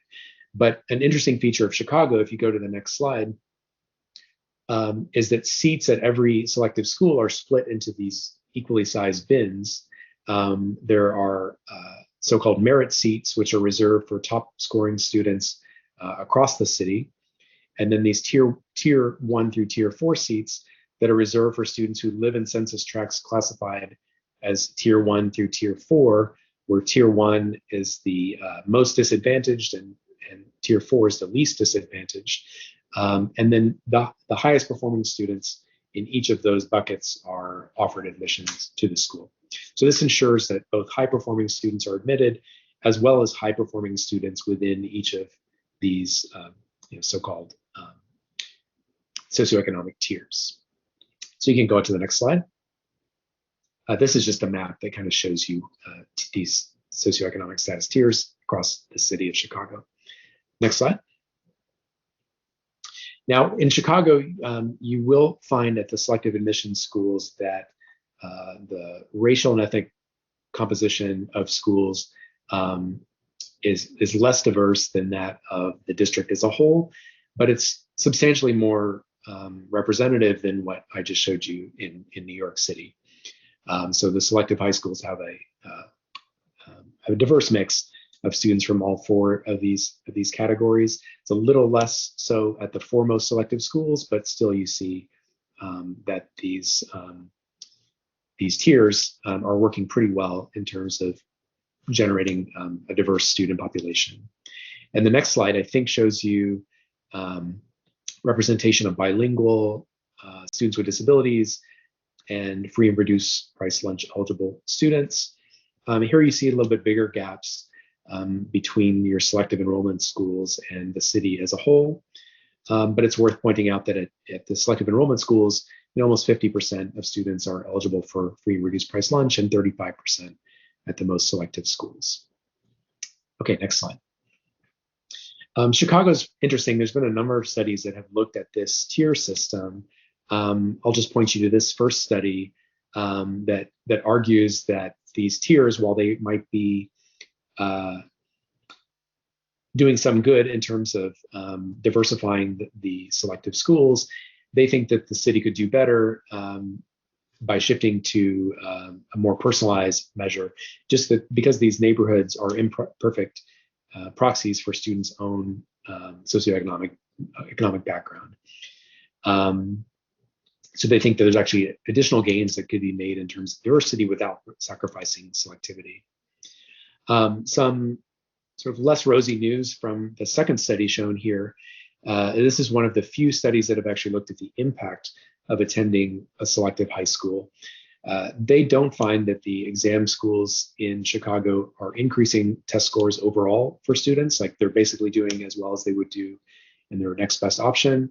And actually some evidence that there's a negative impact for students from low SES neighborhoods on their grades and their later probability of attending a selective college. Now, Chicago might be a unique context because another study finds that the highest achieving students in disadvantaged neighborhoods, if they don't attend this selective school, they're going to one of these noble charter schools, which tend to be very high performing in Chicago. And so the sort of backup option for students from disadvantaged neighborhoods, it tends to be a good one. Okay, next slide.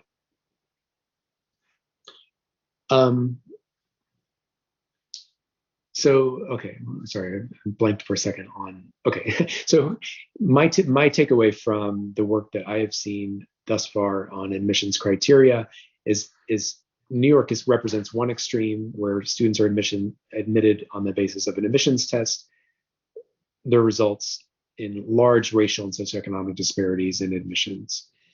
If you introduce state test scores, which all students take and is based on the curriculum of the school district, you still see moderate to large race and socioeconomic disparities, but not as extreme as with a single admissions test.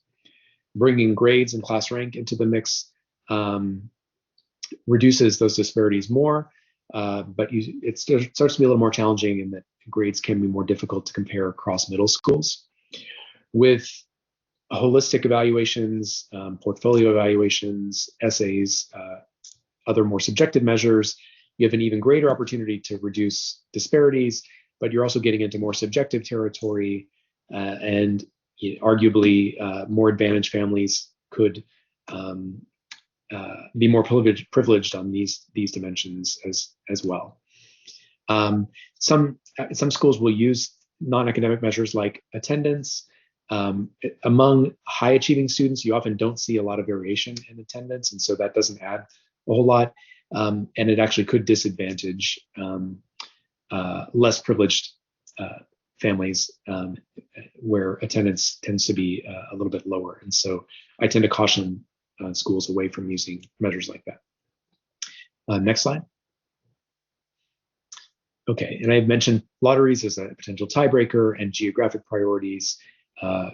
Geographic priorities have the potential to promote diversity if they increase enrollment of underrepresented students, but I've seen examples where geographic priorities, as we talked about in the previous presentation Q&A, where they can actually do the opposite. Okay, next slide. Should be getting close to the end here. I mentioned these already, I think, about opportunities for improving diversity, introducing set-aside seats or priorities for applicants from underrepresented backgrounds. These have been found to be very effective in promoting diversity. In some cases, though, the data may be unavailable or unreliable. So free and reduced price lunch measures are notoriously not great in many districts. As an alternative, you have neighborhood socioeconomic conditions where priorities or set-aside seats can be used for students from underrepresented neighborhoods. As you saw in Chicago, these are effective in promoting diversity, but they can't be imperfect proxies for individual circumstances. So a third alternative might be looking at concentrated poverty from the middle school, descending middle school that the applicant attended. Next slide. I will mention, I mentioned the Chicago study earlier. In general, as much as we talk about selective high schools, the evidence is not strong for a positive impact of these schools on short and long run outcomes. And a really important study is the first one shown here called the Elite Illusion, which looked at admissions in Boston and New York exam schools and found that for students on the margin to admission to these schools, it really didn't make a difference for their achievement in high school or their college selectivity, whether they actually attended that school or not. And there could be a lot of explanations for that. One might be that these students are just so high achieving that they're going to do well academically, essentially no matter where they go. And these studies will tell you less about students who are farther away from the margin of admission to these schools. But I think it's an important part of the conversation, the lack of much of a demonstrated impact of these schools. And so I'll leave it at that. Next slide. Oh, that was the last slide. So I didn't have a slide on this, but there has been a number of studies that have looked at the impact of selective admission schools on segregation. I've got one in progress that I'm doing myself in New York City. And there's been minimal work on the effect of selective schools on retention of middle and upper middle class families in urban school districts. And I have another one of those that I've been working on as well in New York. And I can talk, if you like, about the preliminary findings there. So I know I threw a lot at you in a really short amount of time. And so I look forward to the discussion.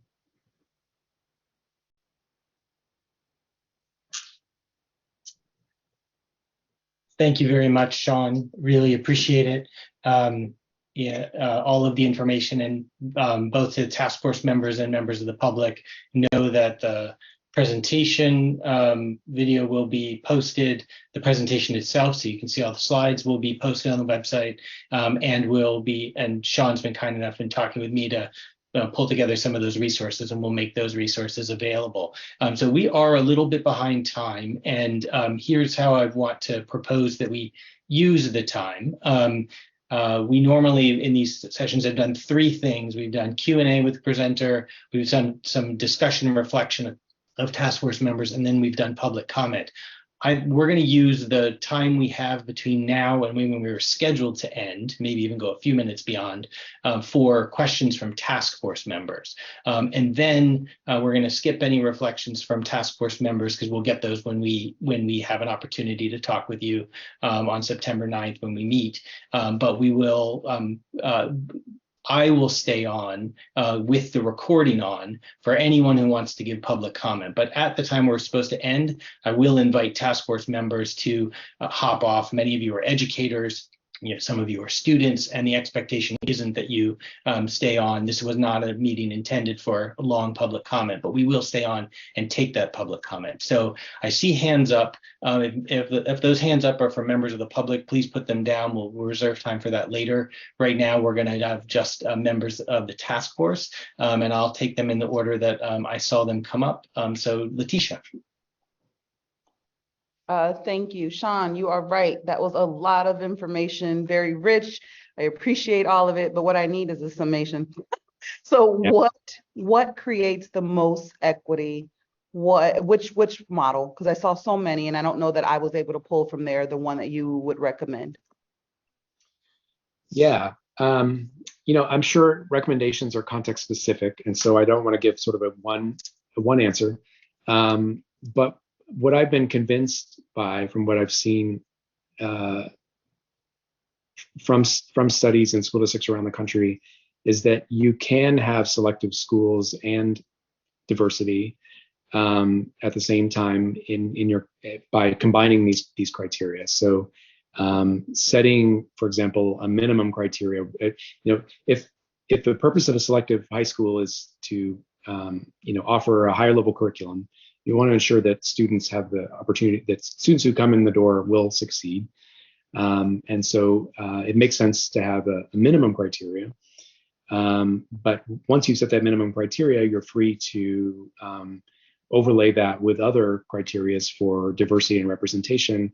And I do like the system used in Chicago, where there are separate bins, and the highest performing students in these socioeconomic bins are given priority admission. I like the system that they're currently using in New York City for this selective schools, which is prioritizing high performers both in middle schools and citywide. So that if you're a high performer citywide, you have a strong odds of admission to the school. But if you're a high performer in your middle school, you also have a high opportunity for admission. And the work that I did, as I mentioned, in New York and the related paper in Boston, find that when you admit high performers in applicants' middle schools, you can do pretty well in terms of improving diversity and representation. Because the fact is, our middle schools are in most places are pretty segregated. Thank you. Orlando. Thank you, Sean. This is helpful. And actually, if I heard correctly, if you're joining us on the 9th, that's really great, because I look forward to No, not Sean. Oh, you're not. Okay. Well, okay, I'll move on. A comment and then my main question. I think if you chat with the task force, you'll hear a lot of our discussions just saying really along the lines that diversity is not going to equal equity, and we'll just have to figure out what we define as equity. So yes, we can increase the diversity, but we're still going to tackle that equity problem, because that's not always the same in a lot of cases. That's a great point. My question here is that one of our fundamental / philosophical questions is whether or not to have any selective criteria. And you've highlighted some of the benefits. You've shown some research links that I would love to dive into, benefits, but maybe the myths of. How would you encourage the task force to really dive into I guess a healthy debate about whether or not SFUSD should even have a selective school? Yeah, I would encourage you to really flesh out both the benefits and the costs. And so it's hard to talk about selective high schools in isolation, because there is a cost to siphoning the highest performing students into selective schools.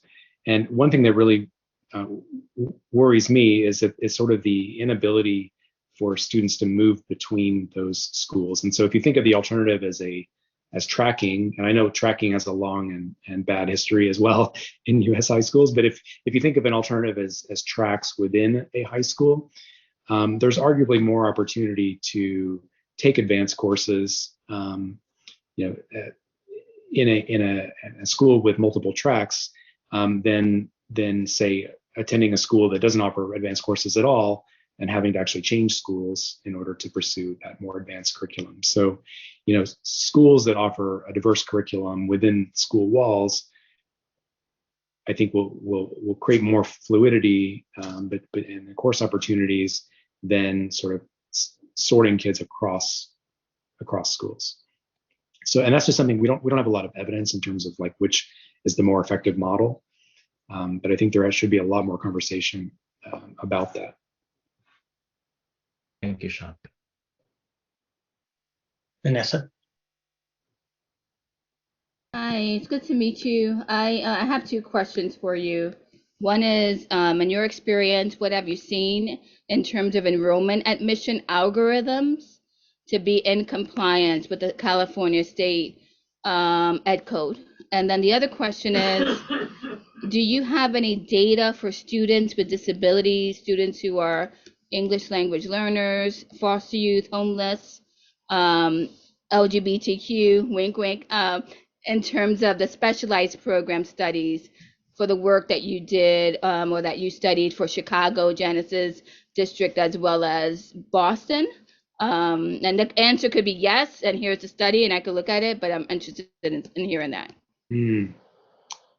I can't speak to the California Education Code at all, unless because I don't know it. But if there's an aspect of it that I could speak to, that would help.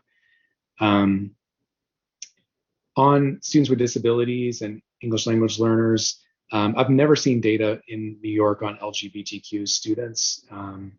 If they track it, I've just not seen it.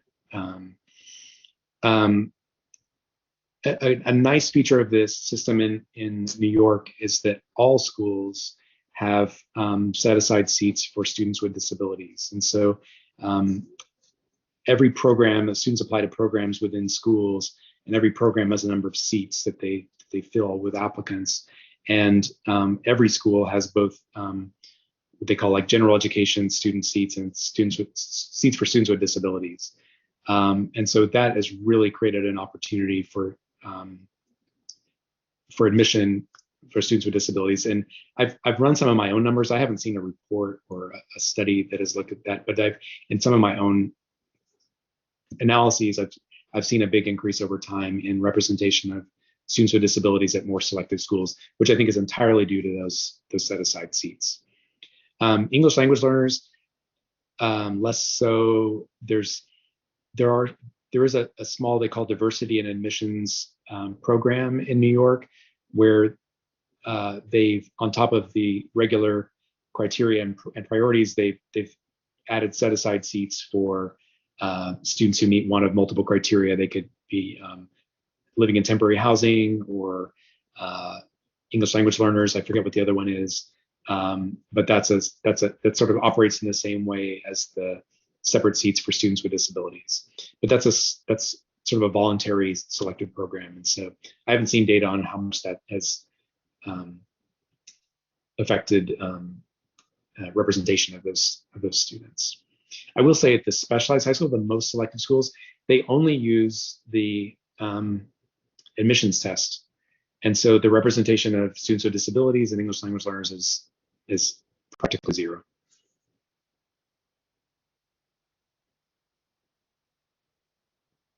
Questions from other task force members? Anyone who hasn't spoken tonight want to jump in, task force members?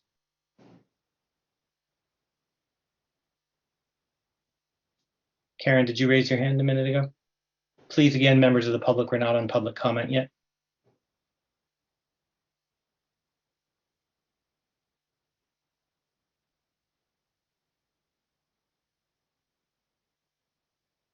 Okay. If that's all for task force member questions, Sean, I really want to thank you very much for being here this evening, for sharing this information, and for the important research that you're doing. I'll follow up with you offline to pull together those the resources that we want to share with the task force and task force members. If you have any, once you've read that, have specific questions that you want to follow up on, I'm sure I can kind of put those together and do a little bit of supplemental conversation with Sean, given his absolutely. Yeah, I'd be very happy to do that. So thank you very much, Sean. You're welcome to listen in, but if we're at time, so you're also welcome to jump off, and we'll move to the next part of our agenda. Thank you so much. I will listen in. Thanks a lot.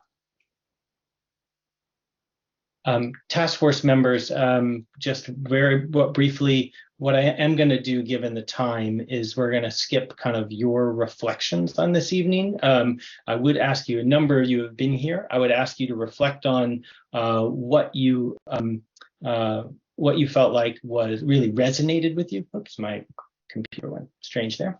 What resonated with you, what questions you have, what's still missing, and to be ambassadors back to the rest of the task force about those reflections, about what you learned tonight, that you're bringing back to the rest of the task force. It is 7:30. Members of the task force are volunteers. This meeting is a volunteer opportunity and was scheduled that way. So there's no expectation for you as task force members to stay past the time that we set aside. So if anyone has obligations that they need to go to, please feel free to jump off. We're going to keep recording and we'll make sure you hear all of the public comment that members might have. And of course, you're not allowed to respond to public comment in any case. But just to flag what's coming next, this is the last of the 4 sessions we've done. And the end of next week, at the request of the superintendent, we're putting together a recommendations memo that summarizes things we've heard from you and from the Looking at Student Journeys process.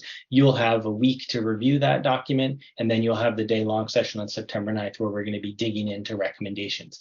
Very important, those of you who are on, I've said this by email, if any of you have specific recommendations based on what you've learned from these sessions and what you've learned from the whole process of the task force, please email those to us. We want the recommendations memo that we put together to be reflective of the things that you are identifying as priorities, not just the issues you care about, but the recommendations, the things you think need to change in order to meet the outcomes of the task force. So please send this to us at your earliest convenience. And with that, we're going to go to the last part of our agenda. Members of the public, thank you very kindly for being patient with us. If any members of the public besides the 4 people that have their hands raised want to speak, please raise your hand now so I can judge how much time we're going to need to reserve.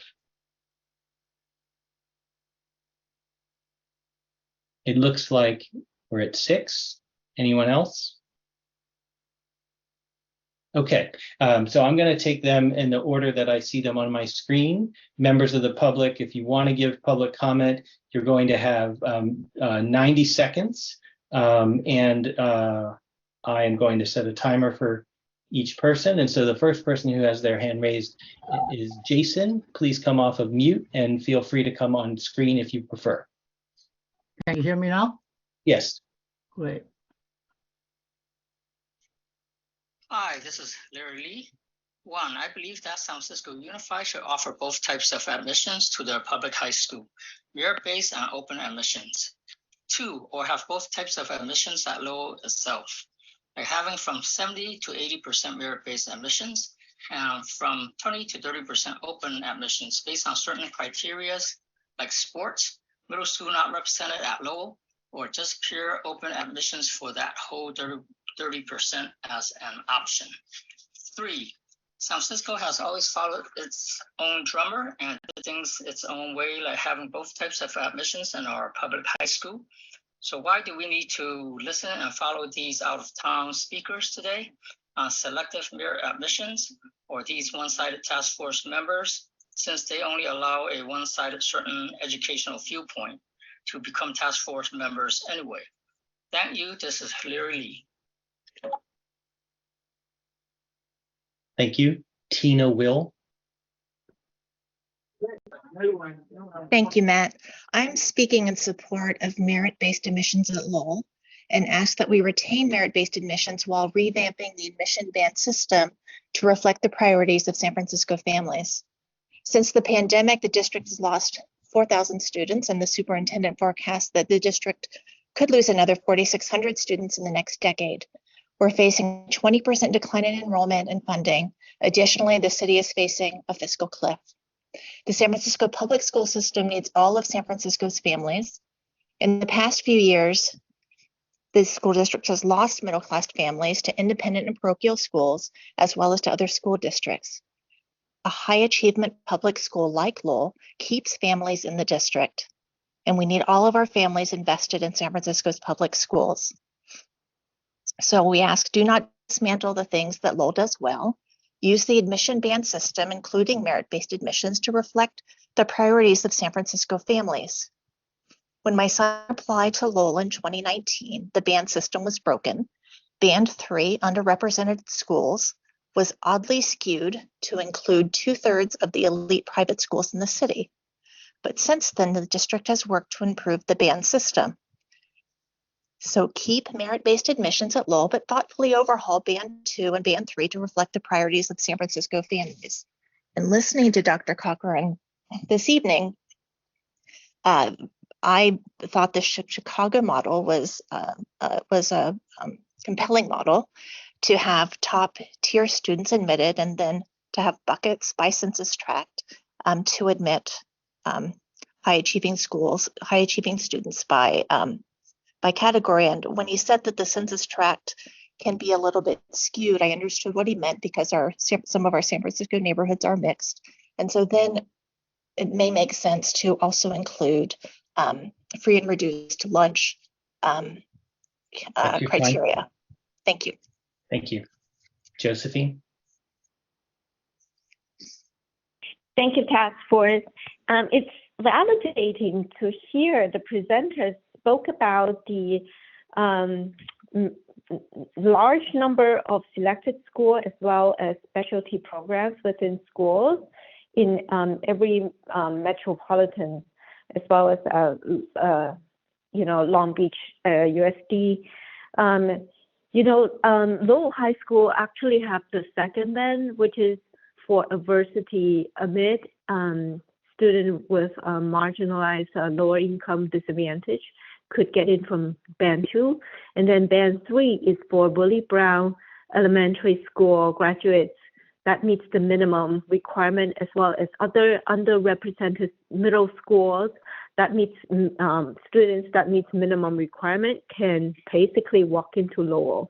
And I'm thinking that, one idea is the specialized program, that we can actually bring the same quality, rigorous education to other comprehensive high schools so that we don't shift on the high-performing students just to one specialized school, but keep them in every comprehensive high school and also create pathways so that students can self-select into these specialized programs to give them the opportunity to engage in academic, scientific, and research specialties. Thank you. Thank you. Frank Cheung? Hi, can you hear me? Yes. Thank you. Professor Corcoran claims that selective schools tend to consume resources that might benefit other schools in the school system otherwise. For example, in response to Orlando's question, he said, and I quote, "There is a cost to siphoning high-performing students." Okay, well, this simply isn't true for the case of Lowell High, which has the lowest per pupil enrollment costs in the school district. Lowell High registers a per pupil expenditure that is about half that of Independence High and is the lowest in the school district. In other words, on a per pupil basis, it's half as expensive to operate Lowell compared to Independence. And we're talking about $8,000 per student. The exact figures are available at SFUSD and at the SFED UP Substack. In other words, operating Lowell the way that SFUSD does gives resources to other high schools. So as much as Professor Corcoran's research is quite thorough and expansive with respect to other districts, it seems that his claims are at least unvetted, if not unreliable and inapplicable with respect to San Francisco. Thank you. Thank you. Selena Chu? Hello, hi. My name is Selena Chu. I have a daughter in Lowell, currently 12th grader. So I want to share my experience as we're disadvantaged, we're low income. So I think many people have this misconception that Lowell, it's not for students coming from disadvantaged household. And what I like hearing from the presentation is there are statistics to prove that these selective schools do benefit, do help the disadvantaged students.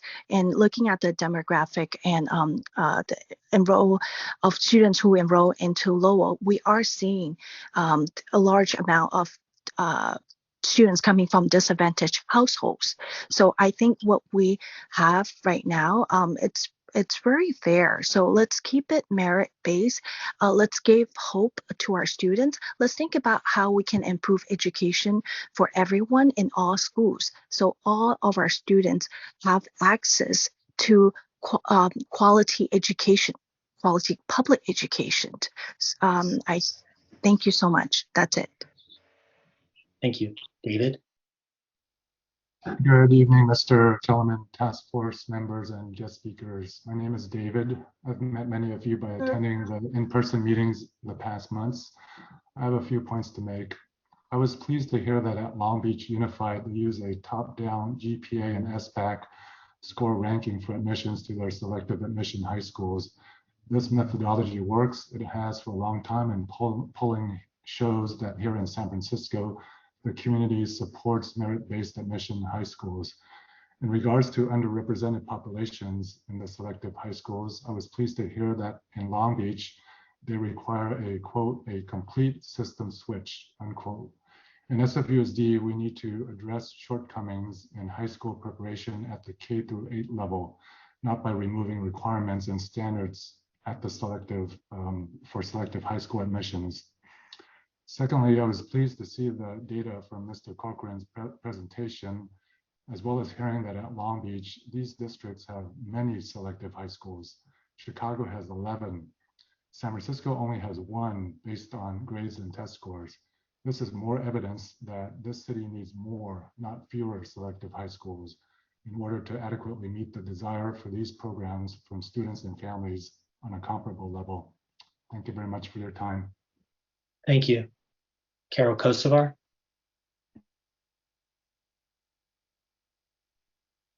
Hi, my name is Carol Kocivar, and by way of background, I was one of the people who originally designed the Lowell admissions policy that we're using now.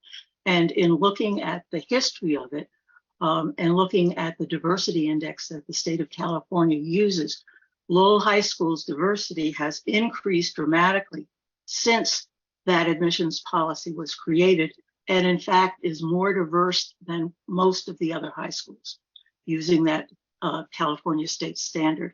In addition, I think that when we look at admissions policies, one of the tasks of your task force is to examine admissions policies both at selective high schools and at comprehensive high schools. I haven't seen that look at the impact of the admissions policies at comprehensive high schools. In addition, and I think this is really important, is that we need to take into account the district's failure to close the persistent achievement gaps and advise how the district can elevate the quality of education to improve outcomes of all students. One of the reasons that not as many students are eligible that meet minimum requirements is that we're failing to educate them in elementary and middle school. And we need to put a lot of emphasis on making sure that every child at every school has the opportunity to reach those high academic achievement levels. So thanks so much. Thank you. Anna Fisher? Hello, thank you so much for letting me speak. My name is Anna Fisher. Are you able to hear me? Yes.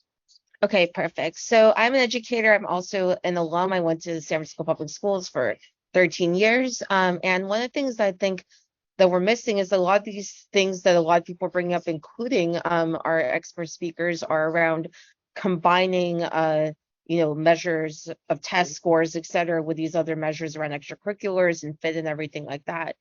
And that's what the band system was supposed to be, as others have noted. I would like to note that at one of the prior meetings of the whole district school board. One of the board members, who is a vice principal, noted that his school did not even look and rank their own high achieving students for band 2 and 3 because they couldn't find a committee that was willing to do it. So let's look at the things that we're already supposed to be doing, including making sure students can meet minimum reading and math requirements, because if they cannot, then perhaps there's other programs that could better serve them than specialized accelerated track programs, and make sure more students are eligible for that, and also that we're doing our due diligence to make sure that students actually have an equal opportunity to be considered for admission, because I heard that comment 2 years ago or something like that, and it's still stuck with me. If I were a parent or student at one of those schools, I would be enraged, quite frankly. Thank you for letting me speak. Thank you. Louise Whitlock.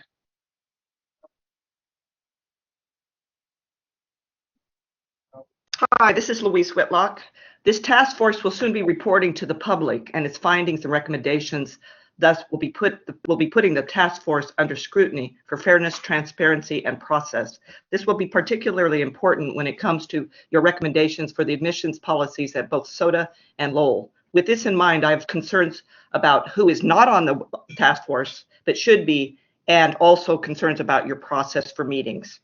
First of all, where are the representatives for both the Latino and Chinese Parent Advisory Council? There's one Parent Advisory Council member here. It's a subcommittee, in essence, to the overall task force or the Parent Advisory Council. These two groups that are missing represent the majority of students within SFUSD. Those are the Chinese Parent Advisory Council and the Latino Parent Advisory Council. Where are those groups? And also, where's the monolingual groups that represent the English language learners, specifically Spanish-speaking parents as well as Chinese-speaking parents?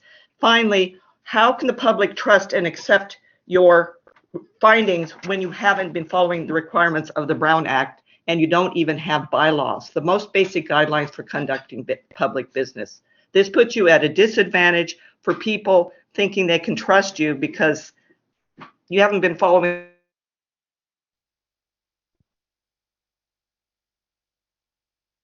Got cut off right at the end of your comment, Ms. Whitlock. That was not me cutting you off. Are you still there?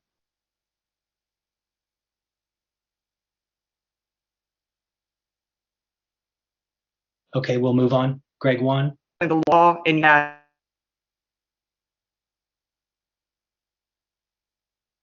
Greg Wan.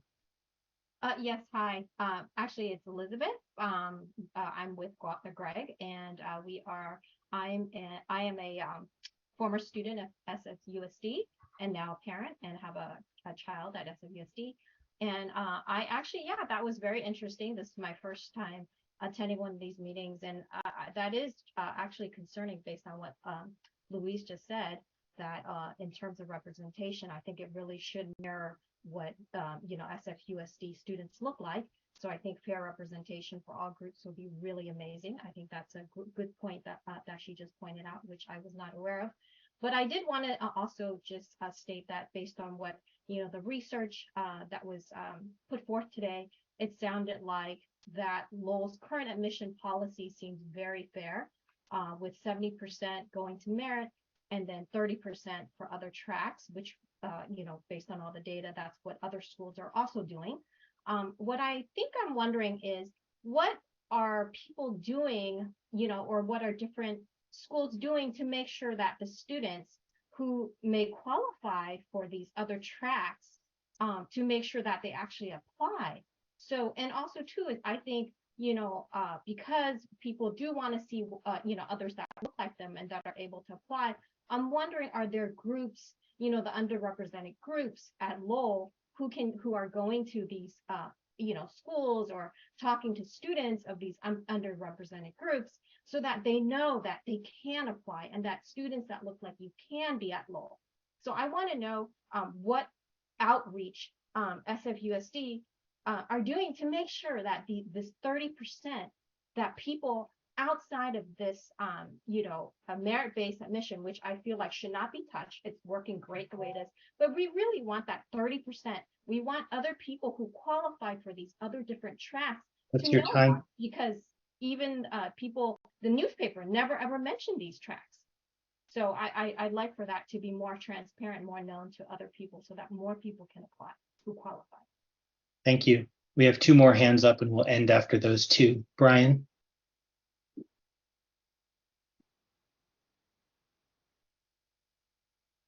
Brian? Okay. Roger W. Hi, good evening. This is Roger. I'm a product of the San Francisco school district system. I've got 2 boys. One is in high school now, and I have a boy just graduated. I've heard a lot of interesting ideas tonight, and I like some of the ideas. I also want to say that we need specialized schools. Maybe that term is a little bit misleading. I think what we really want is a portfolio of diversity of offerings in San Francisco, whether it's, auto mechanics at George Washington High School, whether it's soda with music and art. And I do believe that we have to start with a minimum level of admissions criteria for the students, because it's very unfair to send students who are not prepared for a level of rigorous schools. It's sort of like setting them up for failure. Okay, so we need to start with minimum criteria, and then we can work with the other tiers of trying to find top students from, the other schools. And I think we can work with social diversity factors and influence that. So I'm a believer that we can take what we have. We don't want to throw the baby out with the bathwater. We can take the admissions criteria that we have right now and tweak it a little bit. So anyway, thank you so much. That was my comment for tonight. Thank you very much. With that, we'll close public comment for this evening's meeting. And task Matt, Yes. sorry, Brian did come on before the end, so let's give him a chance. Go ahead, Brian.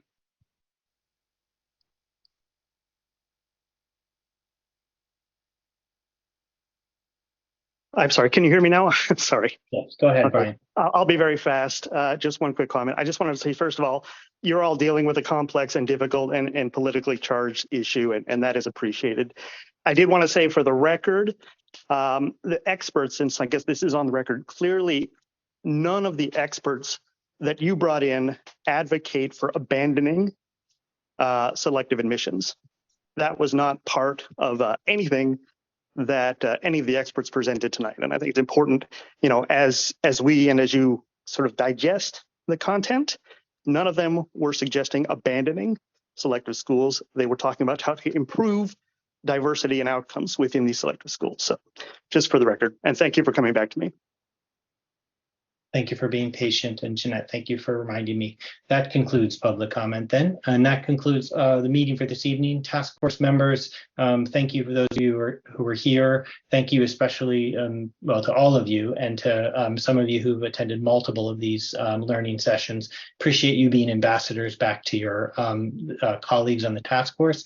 Please look out for an email from us, a regular Friday email to you tomorrow, and then look out for a recommendations memo, which we'll also post publicly by the end of next week. And again, just implore you, if you have recommendations, send them our way so we can incorporate them into the memo. That's it for this evening. Thank you very much, everybody. Appreciate you. Hope everybody has a good night.